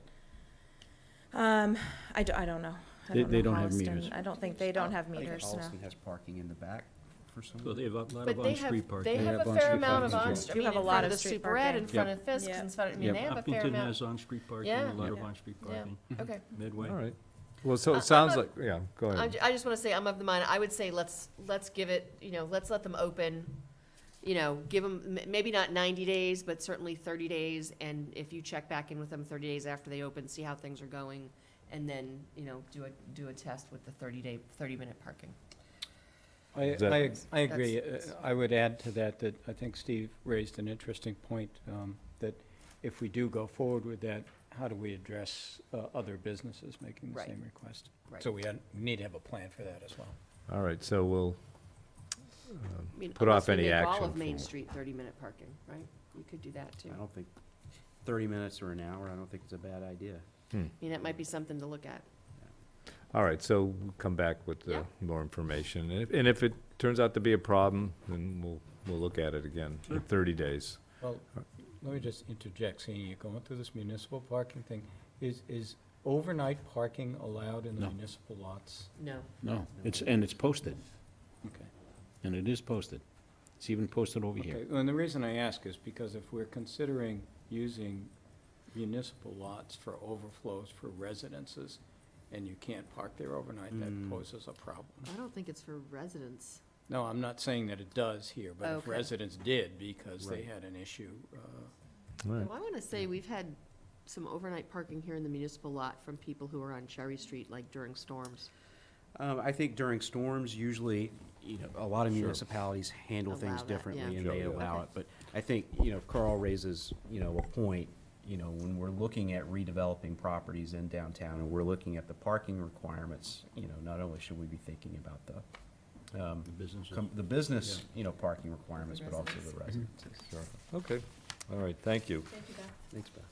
Thank you All for all right, your so work, kiddo. we'll finish the consent agenda. We had pulled out A and B. I just did want a quick comment to thank Hillary Waite for stepping up to be on the Stormwater Advisory Committee. She's an Ashland native who's very well qualified and actually is some sort of NPDES expert. So if you can say what NPDES stands for. pollutant NIPDES. elimination discharge. Very good. system. So, thank you, Hillary, for volunteering. Okay, so, who wanted to talk about A? Yeah, these may seem trivial, but serving on the Conservation Commission and going back to review minutes that are 10 and 15 years old, it's real important that they be accurate. And on the Which one, April For 18th? April 18th, yeah. In the articles, the warrant articles, there's two references to Beth Reynolds, and it was Beth Rosenblum, not Beth Reynolds, that Oh. was responsible for those articles. So that should be corrected. Article 18? Yeah, 2018 annual town meeting warrant and election, meeting warrant and election warrant. I missed that. Article 9 and Oh, Article okay. 14. You got that, Sue? Yeah. Article 9 and Article 14 should be both Beth Rosenblum. So those were the only changes I had on A. Okay. Any questions about that? No, good Motion catch. to accept Good catch. those minutes changes? Absolutely. Any other changes to these minutes, Carl? Or No, anyone else? that's it. Okay. I move that we approve the minutes for the April 18th Board of Selectmen meeting as amended. Second. All those in favor, say aye. Aye.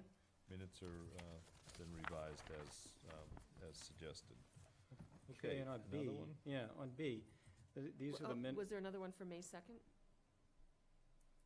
Are they- Were there any Have we notes for the May pulled out 2nd? all minutes, so there's May 2nd minutes as No. well? Okay. Okay, so it's I not, move that we approve the May 2nd have a second? minutes. Second. All those in favor? Aye. Aye. Opposed? Okay. So, B is the December 7th regional meeting in Yeah. Millis? Yeah, and it says present at the meeting was Carl Hackinson, and I wasn't present at the meeting, and I'm the only one listed. Was Oh. anyone present? So I reached out to everyone, and the only one that responded back to me was you, Carl. I thought you responded you were there, so you must have responded you were not there. So do we have not have any don't members? So no one attend? went to that one? The December 7th? December, No, I didn't go. I know I but- wasn't No. there. If that's the case, So how'd then we I get guess minutes? we can throw these out. These are There's the no minute. minutes that I took from the Millis. It was Okay. either Millis or Oh, they Medway. posted I took them. it from them. I have yeah. May, it said that I was planning on attending, but I I didn't. think a few of us had planned on, but this is one of those situations where somebody had said that, well, you don't have minutes for this, Hmm. so. Okay, well, I wasn't there, Yeah. and I don't know if anyone else was there, but I wasn't. No I members wasn't. attended. We're not required to To have do- minutes. Have minutes. Apparently Okay. not, so, okay, so what We is the just- motion We'll here? just remove We'll those. just remove them, we don't have to do anything with No, them. you don't. All right, so those minutes will be removed. We don't need to cut- And then there okay. was another meeting also. There was another regional meeting. And you were gonna reach out, it was in March? Yes, so I know you said you had some notes, and I Yes. can get the minutes. I just need to know who else attended. I was the You- only Ashland Okay. selectman that Perfect. attended. Thank you. You're welcome. Okay, so that finishes the consent agenda. Okay, old new business, the Wine Empire request for a one-day license for the Summer Beer Fest on August 4th, 7 PM to midnight.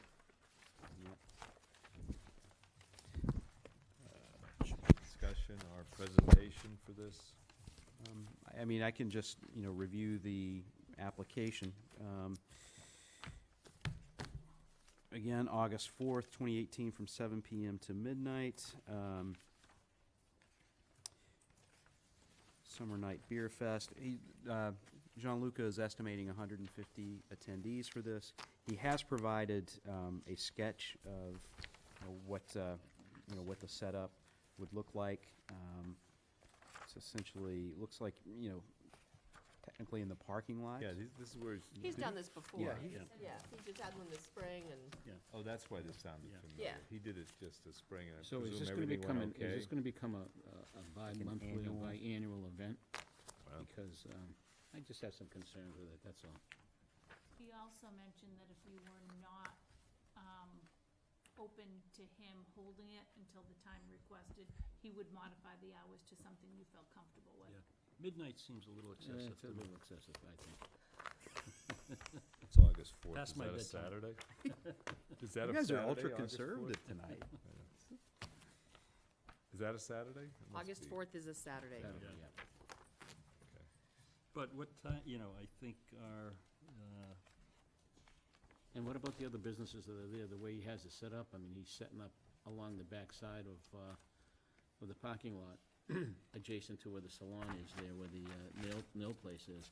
Now, they're doing a pretty good business. they're Now, closed though, Saturday night? At night? I don't know what time they close. Saturday night? The salon? I don't know. Yeah. Do you usually go on Saturday night? I have my nails done, and yes, Okay. just curious. Well, so are we What serious were about the- changing the What are time? the hours? Oh, 7 PM to midnight. Yeah, I'm pretty sure the salon is closed as of 7 Okay. PM, or before that. I just don't want them, well, And- he's gonna have time to set up, right? So. Yeah, but, I think he has shown in the past when we've talked to him that he talks to the businesses there. Like, he's worked with Marathon Deli and, Mhm. Right, yeah. And he did something like this recently, and I presume seems like things went okay. Yeah. So, haven't all heard any right. issues. So I have a suggested motion on the agenda You folks have that as well? Does someone want to make that? Yep. I move that we approve the request for a one-day license to be issued to Wine Empire to hold a summer night beer fest on August 4th. Do we want to do it from 7 PM to midnight? I mean, I'm fine with that.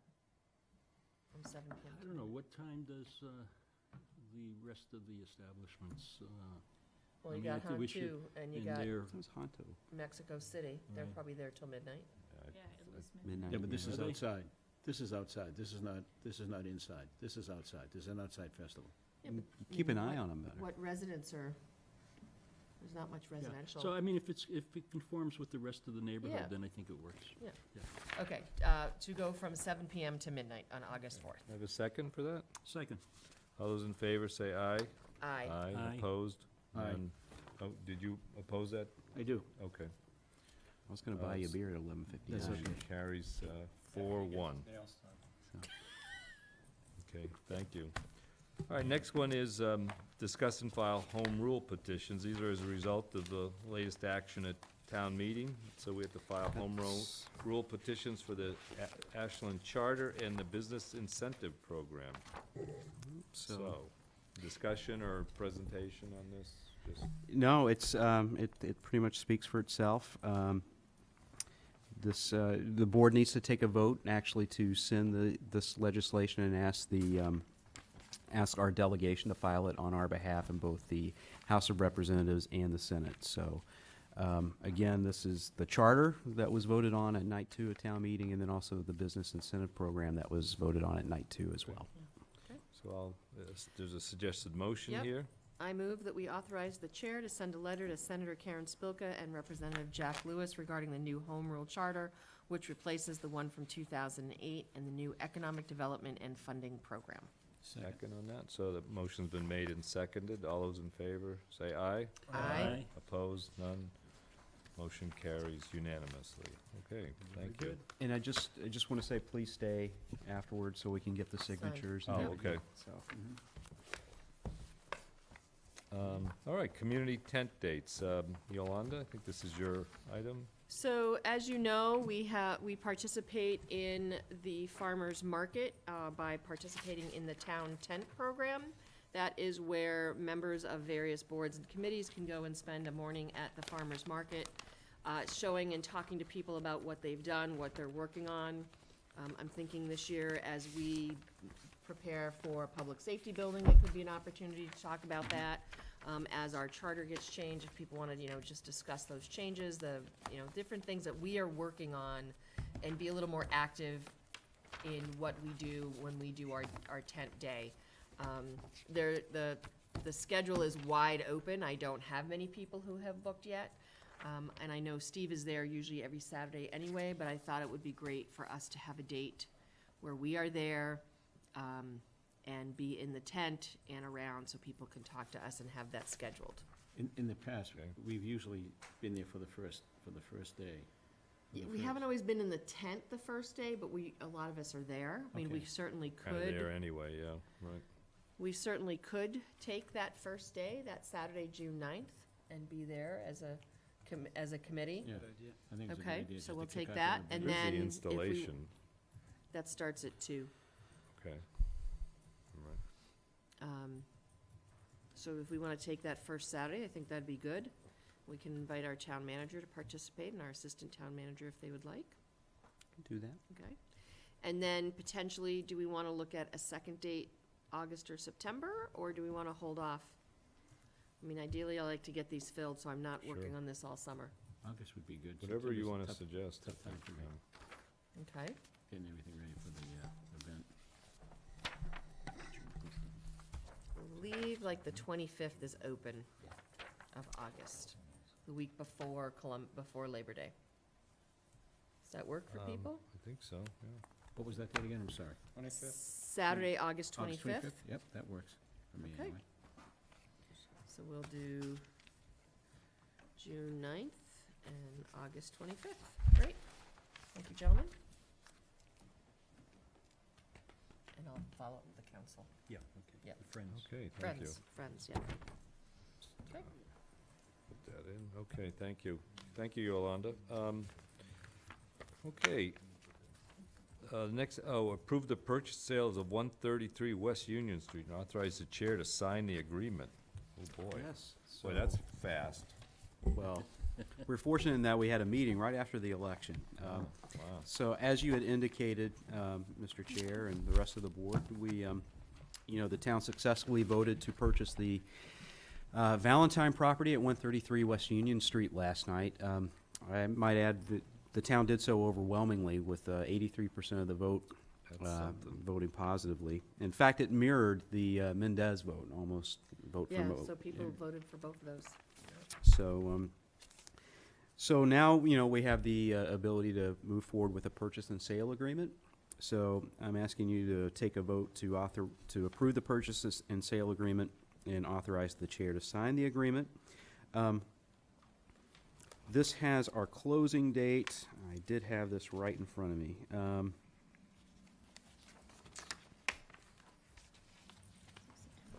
Yeah, no later than, now I apologize for not having this right in front of me.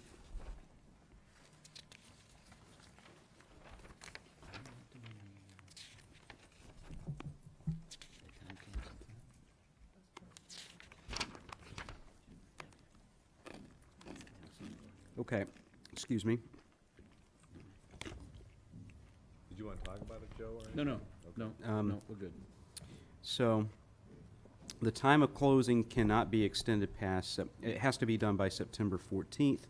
It's actually 65, earlier the date that is 65 days following the debt exclusion vote. So, that would be 65 days from the date of yesterday. And then we have the ability to extend it as necessary if we need to, but in no case can it be extended past September 14th, 2018. I have a question related to that. Do we have to wait for any of the votes that happened at town meeting to be approved by the Attorney General's office, like the CPC funding and/or? No, no, we do not. Okay, No, we perfect. do not. Thank you. The other really important date is that we still need to do some level of due diligence, Yes. mainly a transactional screening. And so this gives us the, gives us the ability to do that. We have to have that completed by June 1st, 2018, unless we have an agreement with the seller to extend that. If there is something that does come up on the transactional screening, we have the ability to terminate the transaction with no penalty, so. Okay. Mike, what about, basic security and insurance and things like that? We won't be the owner until closing, so is that all So, safeguarded? I think we've got a decent rapport with Capital Group and Bill DePietri. We've had situations where Carl or I have noticed, the door is open or something, and we've notified him, and he's been able to lock it and secure it. So it's locked and secured now? Actually, I did get notification from a resident that they saw the door open, so I had let Bill know that it was still open. And I haven't gone by there, and I haven't heard anything since, so. It had been locked since. Right. we Had that initially- conversation. it wasn't- So, yeah, and what's the insurance situation on something like that? So, once we acquire the property, we would need to insure it. Right, but what about in this gap period? I guess, So the seller would be responsible for insuring the property Until such time the papers have been signed and. until the deed's been transferred. Transferred over, right? So- Michael, could you repeat what you said about the due diligence period? 'Cause Okay. I haven't had a chance to read this. I'm sorry, I did, come through today, but the due diligence needs to be completed by June 1st of 2018. That's not very far away. It's not, and so we have actually already contacted Novus Engineering to perform that transactional screening, and, we would have, I'm sure we would have the ability to extend it if we needed to. Okay. If something came up. And the other point I made was, if something does come up during the transactional screening, we have the opportunity to sit down at the table and, work with DePietri or terminate the transaction without penalty. I'm I'm assuming the seller has read this. Yes, yes, and actually I have an executed copy. Attorney Mead and Attorney Costa have both reviewed it and looked at it as well, so. Ready? All right, so do we I- need a motion? Yes, I authorize the chair to sign the purchase and sale agreement for 133 West Union Street. Second. All those in favor, say aye. Aye. Opposed? None. Motion passes unanimously. Thank you for that, and thank you, Michael, for all the work on this, and Carl as well. Thank you to the voters of Thank you. Ashland for supporting it. That's right. Okay, all right, so that brings us to town manager reports. Michael, town meeting recap, anything you wanna? No, I think, Update. the board covered the election from last night. It's been a couple of weeks since we've had our first night of town meeting. I think you would probably all agree that it was a great turnout for night one. I believe we had 632 residents at its peak. 632? I didn't Yeah. realize it was that So much. we actually needed to use the overflow room. Right. And it was great that our moderator, as well as our town clerk, Tara Ward, and her staff, were forward-thinking enough to, put that contingency together just Very in good. case. So it was great. But I thought, I thought it was a very interesting evening. Just there was a positive vibe in the room. Again, I think there was not as much discussion about articles that typically generate a lot of discussion. I think that was A, because of the vibe that was in the room, B, because of the outreach I think that we've done and continue to do, and then C, I think some of the other articles scheduled for that night, people were looking forward to getting to that and Just to get there. discussing those. But, the budget and capital plan passed, actually in fairly short order. 32 minutes. Nobody was keeping count, though.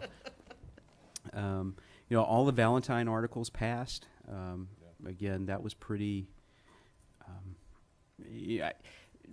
aside from the marijuana vote, there wasn't anything that was really For that, not decisive. So that's always great when you can walk away and know that the town feels, pretty strongly one way or another. So night two was not as well attended. I think we had about 112 residents. It was great. I still saw a lot of new faces there. We've made a concerted effort to really try to reach out to people who don't typically go to town meeting, and I think we're starting to see some of the fruits of that. But the charter, passed. There was a lot of discussion, a lot of good debate about some of the articles related to the charter.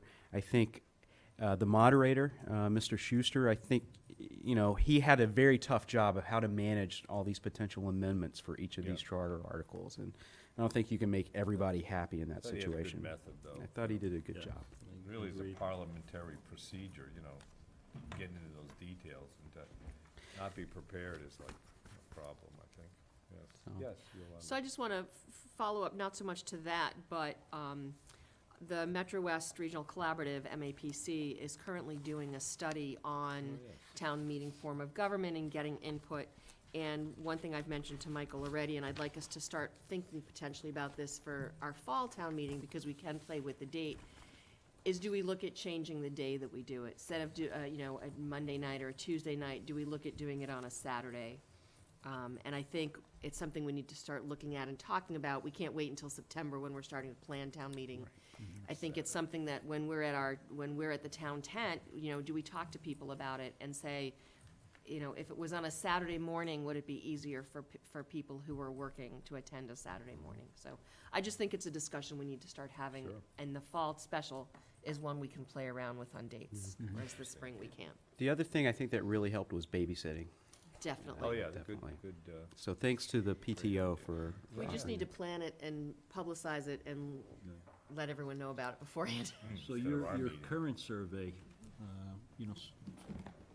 scientific or not, is indicating at this point, what are you gathering from? So, just asking people, and these are folks that have, have kids or of the younger demographic, let's say. Actually, it's probably like 60-40 that they would rather keep it on a weeknight. But Yeah, it's, who wants to give up a I Saturday? didn't know you were Well, asking that's it. people already. yeah, just, we have some pretty unscientific polls Right. we have going around. And I think it's just, because I thought, the Saturday would be an overwhelming thing, but I think with the activities and the family time, I think what I have heard that people really appreciated from this last town meeting was the use of the timer. Maybe we need to do it in a little bit different format. It's a little offensive, I think, to have a big flashing. Gong show. Yeah. That was- Offensive is It about was the best. effective. So, It was effective. but I think people really want to be engaged, and I think they just need to be reached out to. But they also have a very hard time, and I don't think there's a nice way I can say this, of people kind of talking to hear themselves talk. And that's, whether or not that's what's actually happening, that is what the perception is. And it keeps people from going to town meeting, and because it extends time. 5 hours for a family now is That's a lot. precious. Yeah, and I think the clock, agreed that it might be a little overbearing and obnoxious to have it plastered the way it is, but, at the same time, I think, are you providing value to the transaction? Do you have something to say? Is it valuable to what the question Right. is? And I think, I think it's fair to say the moderator has done a pretty good job of moderating that, but still, it's a challenge. Maybe we should, invite Adam to one of our meetings to talk about town meeting before we do it, rather than, I don't know if he'd be interested in coming, but that might be a good way of preparing for town meeting, rather than other people meeting offline. We could meet with them ourselves. I mean, I don't know. Yeah, go ahead, Carl. Yeah, I was just getting back to what we were just talking about. I think perception is important. And I know that, for instance, in Holliston, the people that are speaking face the audience. They don't face the screen. And the screen has the people that are speaking on it. It doesn't have a clock ticking. Right. And it just kind of had that big brother. I didn't really realize it because I had my back to it until I turned around. And then I got up to speak, and all I could see was these numbers flashing all over the place. So I think that the purpose is good and well-intended and necessary. I think that the perception needs a little bit of fine-tuning. Right. Well, that was the moderator's decision, right? Or how did that come about? Yeah, I mean, we had discussed it. I see. I'm the one who chose the actual timer. I just went to Google and found an online clock. I think really it comes down to the discussion that you're going to have to ask yourselves is whether or not you want the ability for some people to talk a lot of the time and participate more in depth, or would you rather have more people participate and maybe not be able to spend as much time talking?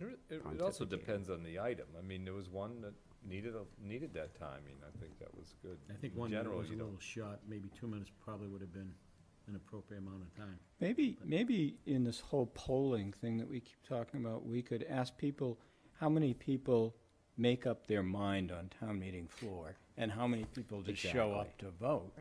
Right? Because if everybody talking all night is not impacting 1% of the people, Yeah. we That's have an to interesting- consider that. Yeah, Right. and I think Interesting the cannabis discussion was an example of that. I think, it seems to me that, you had very definite opinions about that, and no one was convinced by Yeah, any nobody was arguments swayed. that were made one way or the other. You felt this way, and You don't know that. Unless Though I you- think, Yeah, except for though I me, yeah, think yeah. the vote might have been slightly different if we had wound up doing No, there's that. the private ballot. Yeah. Because in talking to people, they're like, oh yeah, I sat next to people and they would have voted no to not opt out if it had been a private ballot. So that's the only thing. I think if we're I'm- going to do I'm just- private No, I know, ballot but that's things, not a we need to democracy. know ahead of time. It needs Right. to be listed on the warrant Right. that we're going to do this, not all of a sudden last it minute. Right. appears. But Carl, you also make a good point. I mean, it's town meeting. It's the town of Ashland's legislative body. It's not a theater. it's not a Toastmasters event. It's not a, not the people's court. And I think, the more people think of it as the legislative body and give it that kind of respect that it deserves, I think you will see a more engaged and robust debate that is actually focused on the merits of the articles and the pros and cons. The other thing I was thinking in terms of, I'm glad we're having this discussion, because I think the select board should be, involved in the organization of town meeting, in a kind of more robust way than I think we have been. So in these discussions about timing and things like that, I think we should be, more active in it. I note for one, there were certain presentations made, and they were good presentations, but we weren't really involved in the planning of them, and we did have some time issues. So, for example, there were some reports at the beginning that used up a lot of time, and then you had people leaving because they didn't have childcare and things like that. So I'd feel better if we were like kind of directly involved, like, because we're a sponsor of all these warrant articles. I guess I had a question. So, for example, the Stormwater Committee gave a report, which I was thinking, okay, there's about 20-odd committees that could give reports, and so how do we? Is that something we should be weighing in on or reviewing? Who should be giving reports at the beginning? Or is that just the town moderator or whoever steps forward? So I actually don't know the answer to that question, but to the extent that we're the sponsor of these warrant articles, I think we ought to be proactive in who's giving reports and how long and Well, what should they're Tom- about. I'm sorry, Mr. Chair, should the reports that are being offered at town meeting just should be for those that have articles that are on town meeting, instead of everybody and his brother doing, That's right, like yeah. you said, so I mean, maybe that's a good something that would question. eliminate some of the, And I just don't know if it's a discretion, like, we may feel it's important for a certain report to be made, for whatever reason, or we may feel, we've got a long list of things here, let's move as quickly as we can, that kind of thing. and maybe So, some of the things that we've talked about, having people come in front of this board to give their presentations, may help eliminate having those people do their presentations at town meeting when they can come here, have it on, have it on a public view, WACA, and come to us, and like we said, we're gonna have people come, and other committees come and give a presentation and give us an update on Right, where they're yeah. at. Maybe that's something that we that's could more the eliminate thing some to of do, those, right. some of those reports at town meeting. So, So, to go back to, you mentioned MAPC is doing a survey, I saw that in the whole Metro West Yeah. region. And I clicked on a survey, and I started to go through it, and is it correct, there's 142 questions? It's very thorough, yeah. Okay, I mean, I stopped That's after fine. number 6, because I saw 6 of 142. I said, oh my God, I'll come back another day. Yeah. But, okay, just, Yes, All but right. that is the survey, there's a Okay. link from our website, all from right. So from each of the I towns. will spend the time to take it. and there is It a, looked, to give a plug, there was a good article in the Metro West News about That's that right. effort, That Yeah, was- about the survey, yeah. Yeah, very good. Okay, anything else in terms of town meeting recap? No, just again, I think it was a successful town Sure. meeting. I'm really appreciative of the support that the town is receiving, and I'm happy with the vibe. Let's just put it that way. Okay. Well, and thankful for everyone who came out. I mean, Mm-hmm. I think that's important, that we had such a good turnout. Of course, we Well, could the- always have more. The first night, The I first think it night was was good. feast or famine. The second night Yeah. was, I think, relative to the importance of our town charter, I Right. think, for 111 people to show up, and I think is, Well, it's also a sign that people, they think things are being handled by the people who are active, and maybe they're okay with that. I mean, there wasn't anything earth-shattering in the charter, really. I mean, there was one kind of important issue about the Board of Health, and the rest was housekeeping and making the recall more reasonable and usable. Yeah. So, but, And that took a lot of time, and being a member of that committee, I have to tell you, that people were saying several individuals were concerned it took us so long.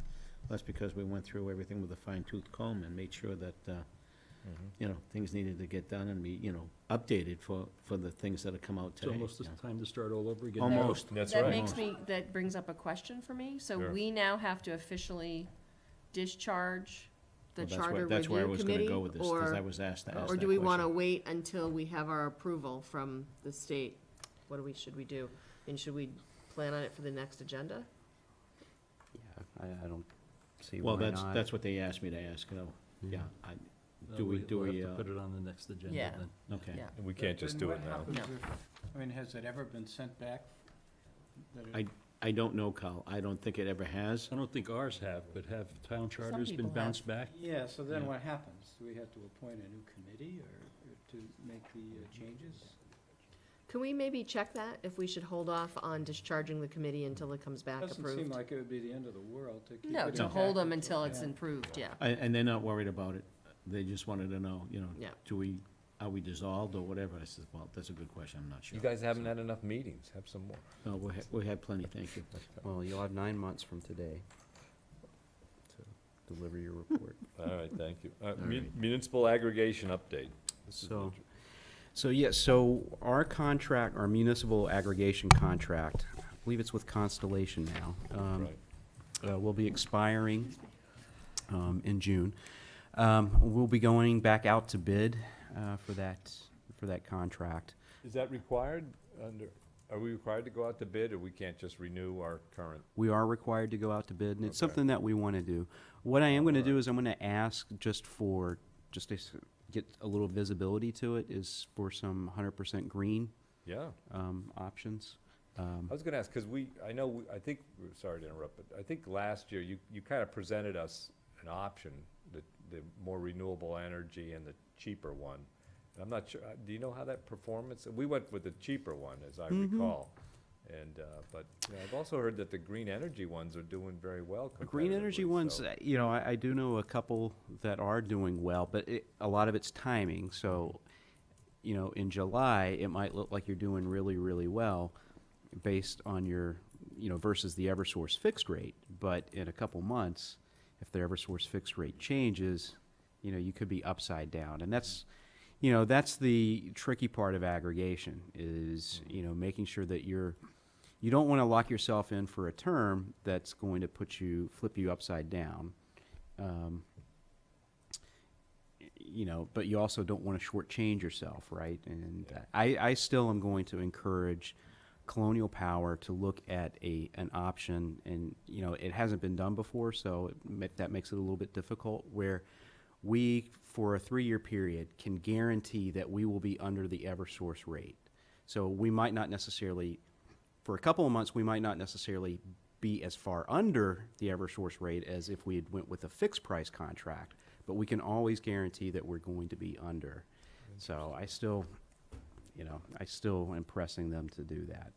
This is different than our current provider. Right. The current pricing models everywhere is fixed rate. So on a 6, 12, 24, 36-month contract. Adjustable, but you don't want it to adjust up, you want it to be able to adjust down. Well, you want it to adjust, so you could have it adjust up, but it would still be under Eversource's So rate. keep it, right, okay. So Mike, so what are we finishing up in June? Is this June that you're saying we're finished? June, yes. Yeah, and so did we do a 1-year? I believe we did a 6-month. Oh. I believe we did a 6-month at I that think time. because when we did the 6-month last summer, it made more sense to do Yeah. the 6 months, so we did another one. And how's the performance been with these guys? Has it been, my impression good. is favorable. that Yeah, we've yeah, done well. they've done well. They, they're fairly conservative, which is, right in line with my philosophy. So, I'd much rather take,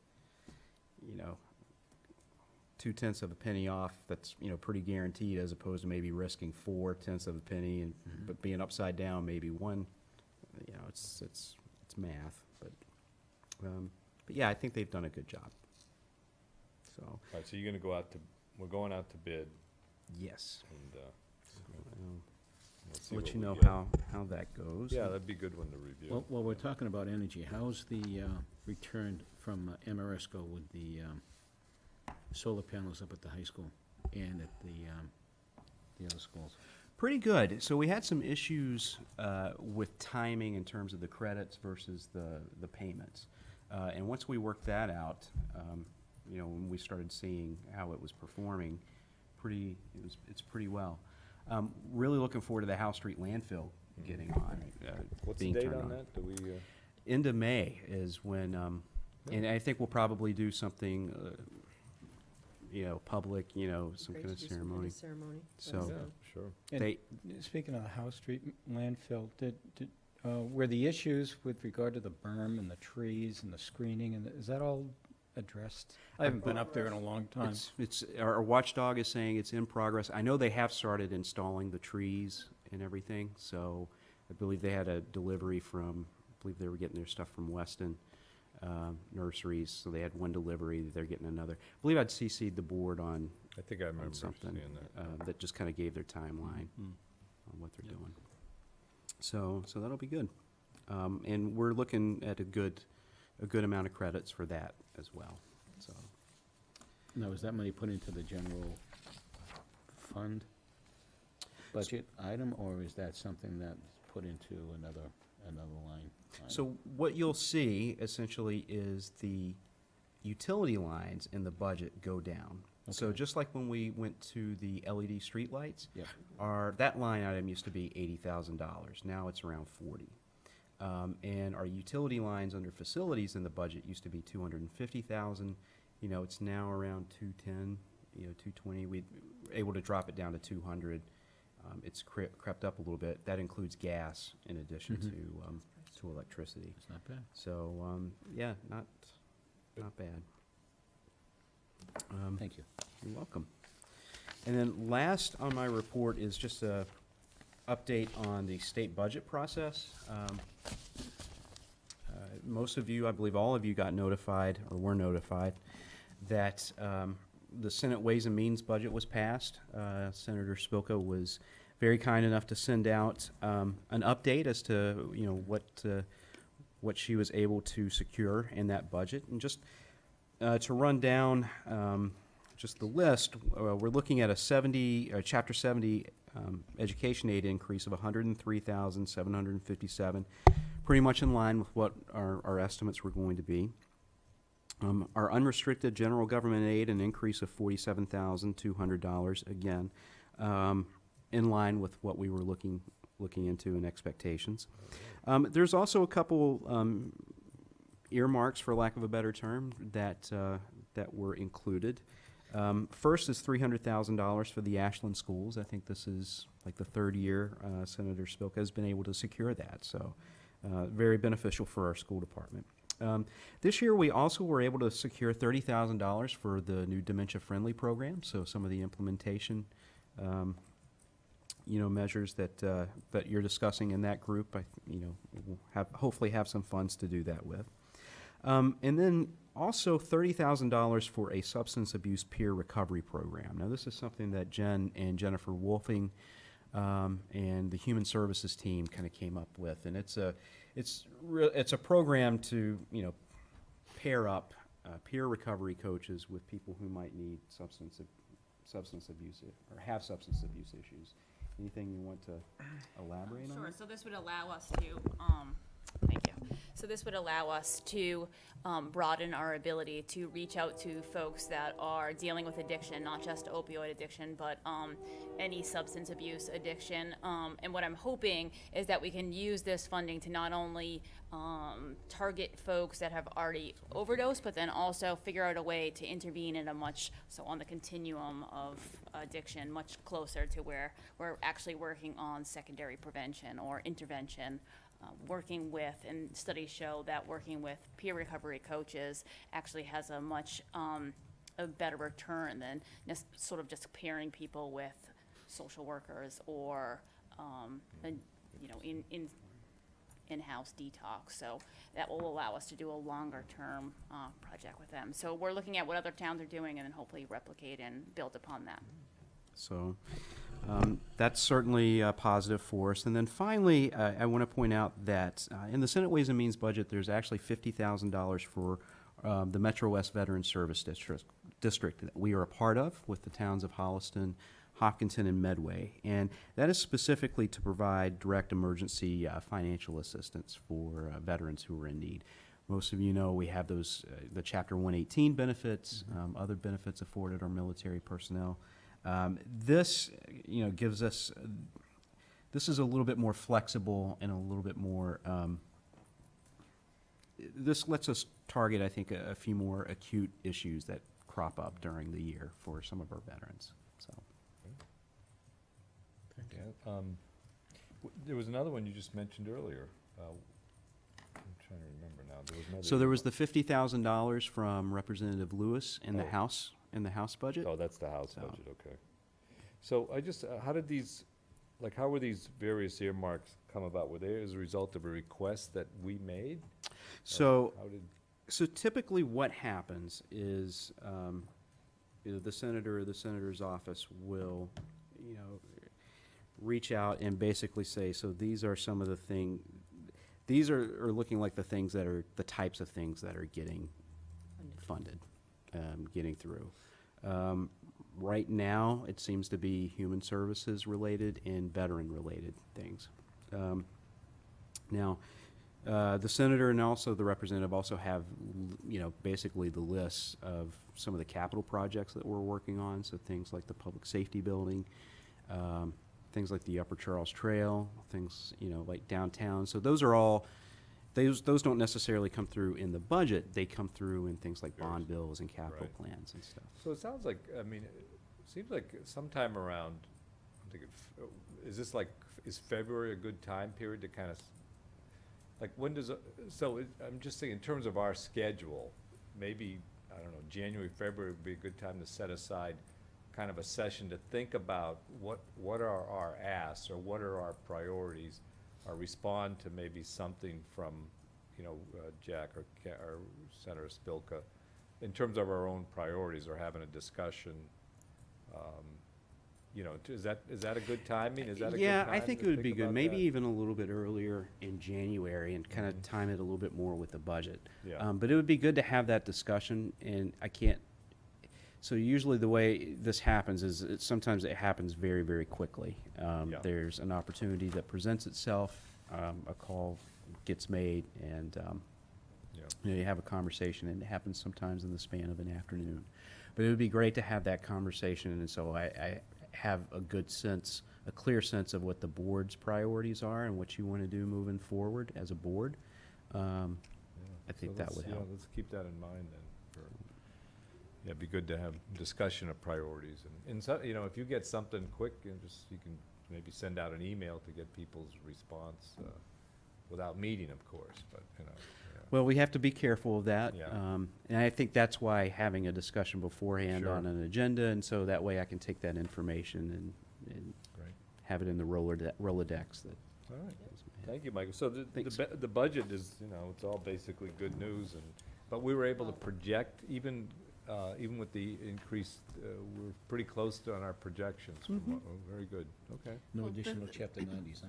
Can I Yes, just- Yolanda. Yeah. The thing we have to remember is, so the House has approved their budget, or they're about to approve theirs, the Senate has approved theirs. They then have to Yeah. go into conference committee to make sure, to any discrepancies, Right. then it can move forward. And the last update I got was that we're looking potentially for an approved budget by middle of July. Okay, very good. Is there anybody hearing about, like, what the governor's attitude is, or are there any particular, I mean, my understanding is the revenue picture is fairly good, and so we're The going to revenue has get, been a positive. yeah, so we're gonna get fairly close to what people are talking about, I would think, unless there's any other issues. Okay, thank you. Thank you. All right, that brings us to board reports. We'll start with, Mr. Mignani, would you Oh, care to looking at start me. off? Well, because you get to start. I so know you I do get to to start, thank you. Thank you, Mr. Chair. I just want to thank all the voters out there that came out and voted yesterday. I'd like to see more, but, 21%'s not bad considering. Town meeting was phenomenal the first night. I'm sorry I wasn't there for the other night. I had a previous engagement, unfortunately, with a cardiologist, but everything is good. I just want to say that again, I said it earlier and I'll say it again, I enjoy working with this board. We get a lot of things done. We hash it out. We do our homework. We present it in a very fashionable way, in a very methodical way. And we work well with this management team, and I think that we continue that. I think Ashland is going to be much better for it in the future, and I know my next goal, and you all know what I'm going to say, is it's almost like hearing Rob talk about the Charles River Trail. It's the public safety building, and hopefully we can get that sooner than later. So, but that's it, so thank you, and thank you for your thoughts and your well wishes along the way. Thanks, guys. Yolanda? I too just want to reiterate my thanks for the voters for coming out, for reelecting me. I look forward to 3 more years of working on some of the great projects and seeing some things that we've been working on come to fruition. A couple things I've been involved with today. I was actually in Boston at the MMA Selectmen Group meeting. We got some information about cannabis that at some point I'll be able to share. And we did get a budget update, which is why I was able to give you that date of the middle of July. Next week, I'll be attending the Metro West Regional Collaborative meeting, and we're actually having it here in Ashland. A reminder of people, we are not meeting again. The Memorial Day Parade that happens on Memorial Day, it starts at the cemetery and then goes down to downtown Ashland. Always a great event, even when it rains. So come out, support, and pay tribute to those who have supported us. Thanks for that reminder. Did everyone RSVP that, Not yet. Everyone that RSVP'd, I forwarded it oh, on to okay. them. I mean, if people So haven't. who yeah. manages that? Because I was talking to someone from the school committee, and they said they haven't gotten an invitation. It's all done through the Legion. Okay, thank you. But it's That's it. Carol Ann Okay. Cassidy, she's done Okay. it forever, so Yeah. if you want me to send her information over to them, I would be happy Okay. to. Yeah, that's good thought. Thanks, Steve. Yep, flags, will we have the flags up in time for Memorial Day? He's working on it. Good, thank you. So, congratulations to my colleagues left and right here for your re-elections. And good to see Joe vertical and taking nourishment, so. Thank you. Welcome back. I have a couple of, have a couple of requests. Vertical. Yeah. I have a couple of requests, one for very modest funding and one for interest in pursuing a project. So the request for modest funding is to jumpstart the dementia-friendly project that we're initiating. I'd be asking for $500 from one of our gift accounts. It's for the purposes of training and marketing for what's known as the Purple Table Program, which is a program that's in collaboration with a local restaurant that allows a caretaker and a sufferer of dementia to have some time out into the community.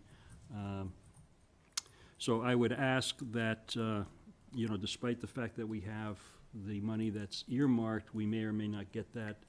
This is something that we're ready to pursue, so I would ask that the board support a modest $500 for moving this forward. The second item is a project, and I want to gauge your interest before moving forward, and that is the clock structure that's downtown. I'm sure you've seen the Garden Club has done done their springtime magic, but the structure itself is in need of some TLC. It needs to be repainted, it needs to be cleaned up. And when that was put in, and I believe it was put in, and Carl, you probably know better than I, the early 90s, 91. And there were, and if you go up to it and look at it, there you can see the remnants of brass plaques that are completely worn off. Donations. And those were the folks that donated, and it's a substantial list. And I've been working with Dave Foster on this, so Dave has supplied me with the list. So I think it would be nice to rehab it, clean it up, make it look like it did when it was installed, and replace those plaques as well. So I have no idea what the cost would be. If the board is willing to agree to pursue this, then I can get pricing and come back. So those are my two requests. Okay. Before we start that project, I thought we were gonna do something with respect to that sign. It would still need to be cleaned up, though, Joe. I know, but I would think that before you cleaned it up, if we decided to put, We can pursue that. We Okay. can investigate that whole Okay. thing. because I'd like to get that done sooner than later, because I think that would be a great addition, Okay. All right. especially where there's limited signage availability. Will it be vertical? So. Be vertical. But you are, you are requesting, let's I take am them on, requesting the board let's to take act them one on at a this modest amount of money, yes. So there's, I guess, and this would come from the gift account. From the gift it's like- account, yes. So do I have a motion? So it's $500 you're asking for? It for would this. be a motion for $500 for the purposes of initiating the Purple Table Program under the dementia-friendly group. Do I So have a moved. second? A second. Okay, any discussion or questions on this? I think if it's something that we as a town feel is important, that Yep. 500 is a modest amount to get it started. Okay, I agree. so I have any other discussion? So I have a motion and second. All those in favor, say aye. Aye. Opposed? None, okay. Good. Thank you. Congratulations. Thank you all. $500. Right? And so your second item about sounds like a good project, I'd certainly Well, if you, encourage again, I just wanted to gauge everybody's, if you're Yeah, interested, let's- then I'll pursue getting pricing and Yep. putting together a proposal.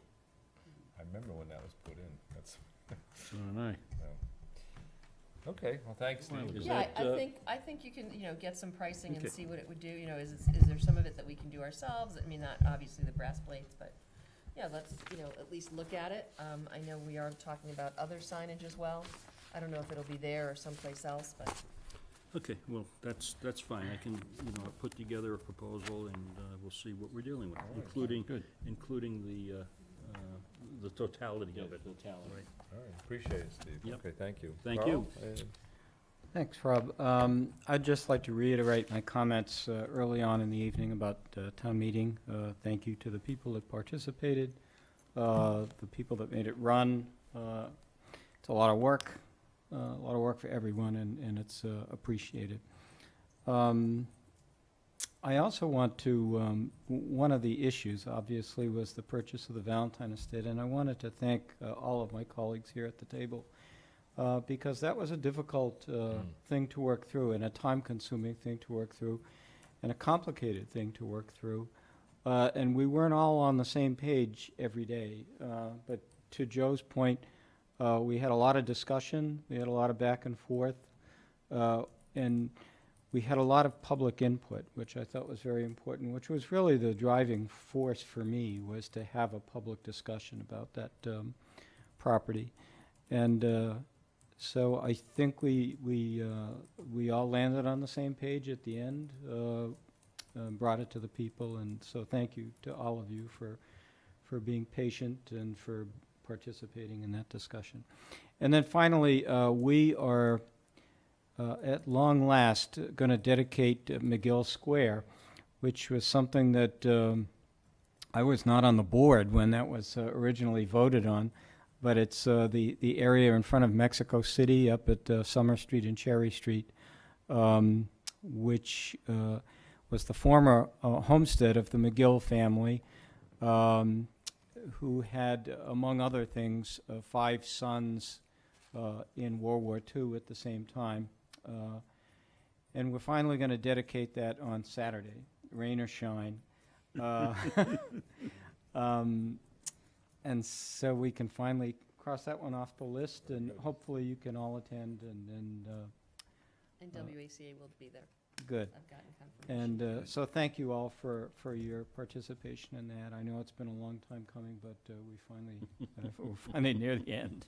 All right, great, thanks, Carl.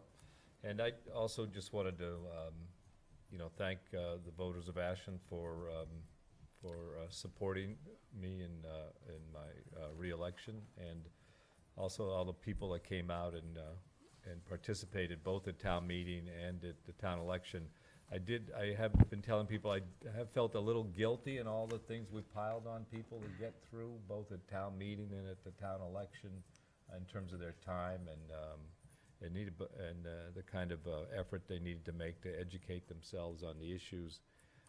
I was trying to find a way to not do the marijuana opt-out, at least along with everything else, but we got through it, and I think it was a great effort all around, and a largely pretty successful effort. So, all right, I just wanted to make that note. All right, well, with that, I will take a motion to adjourn. Second.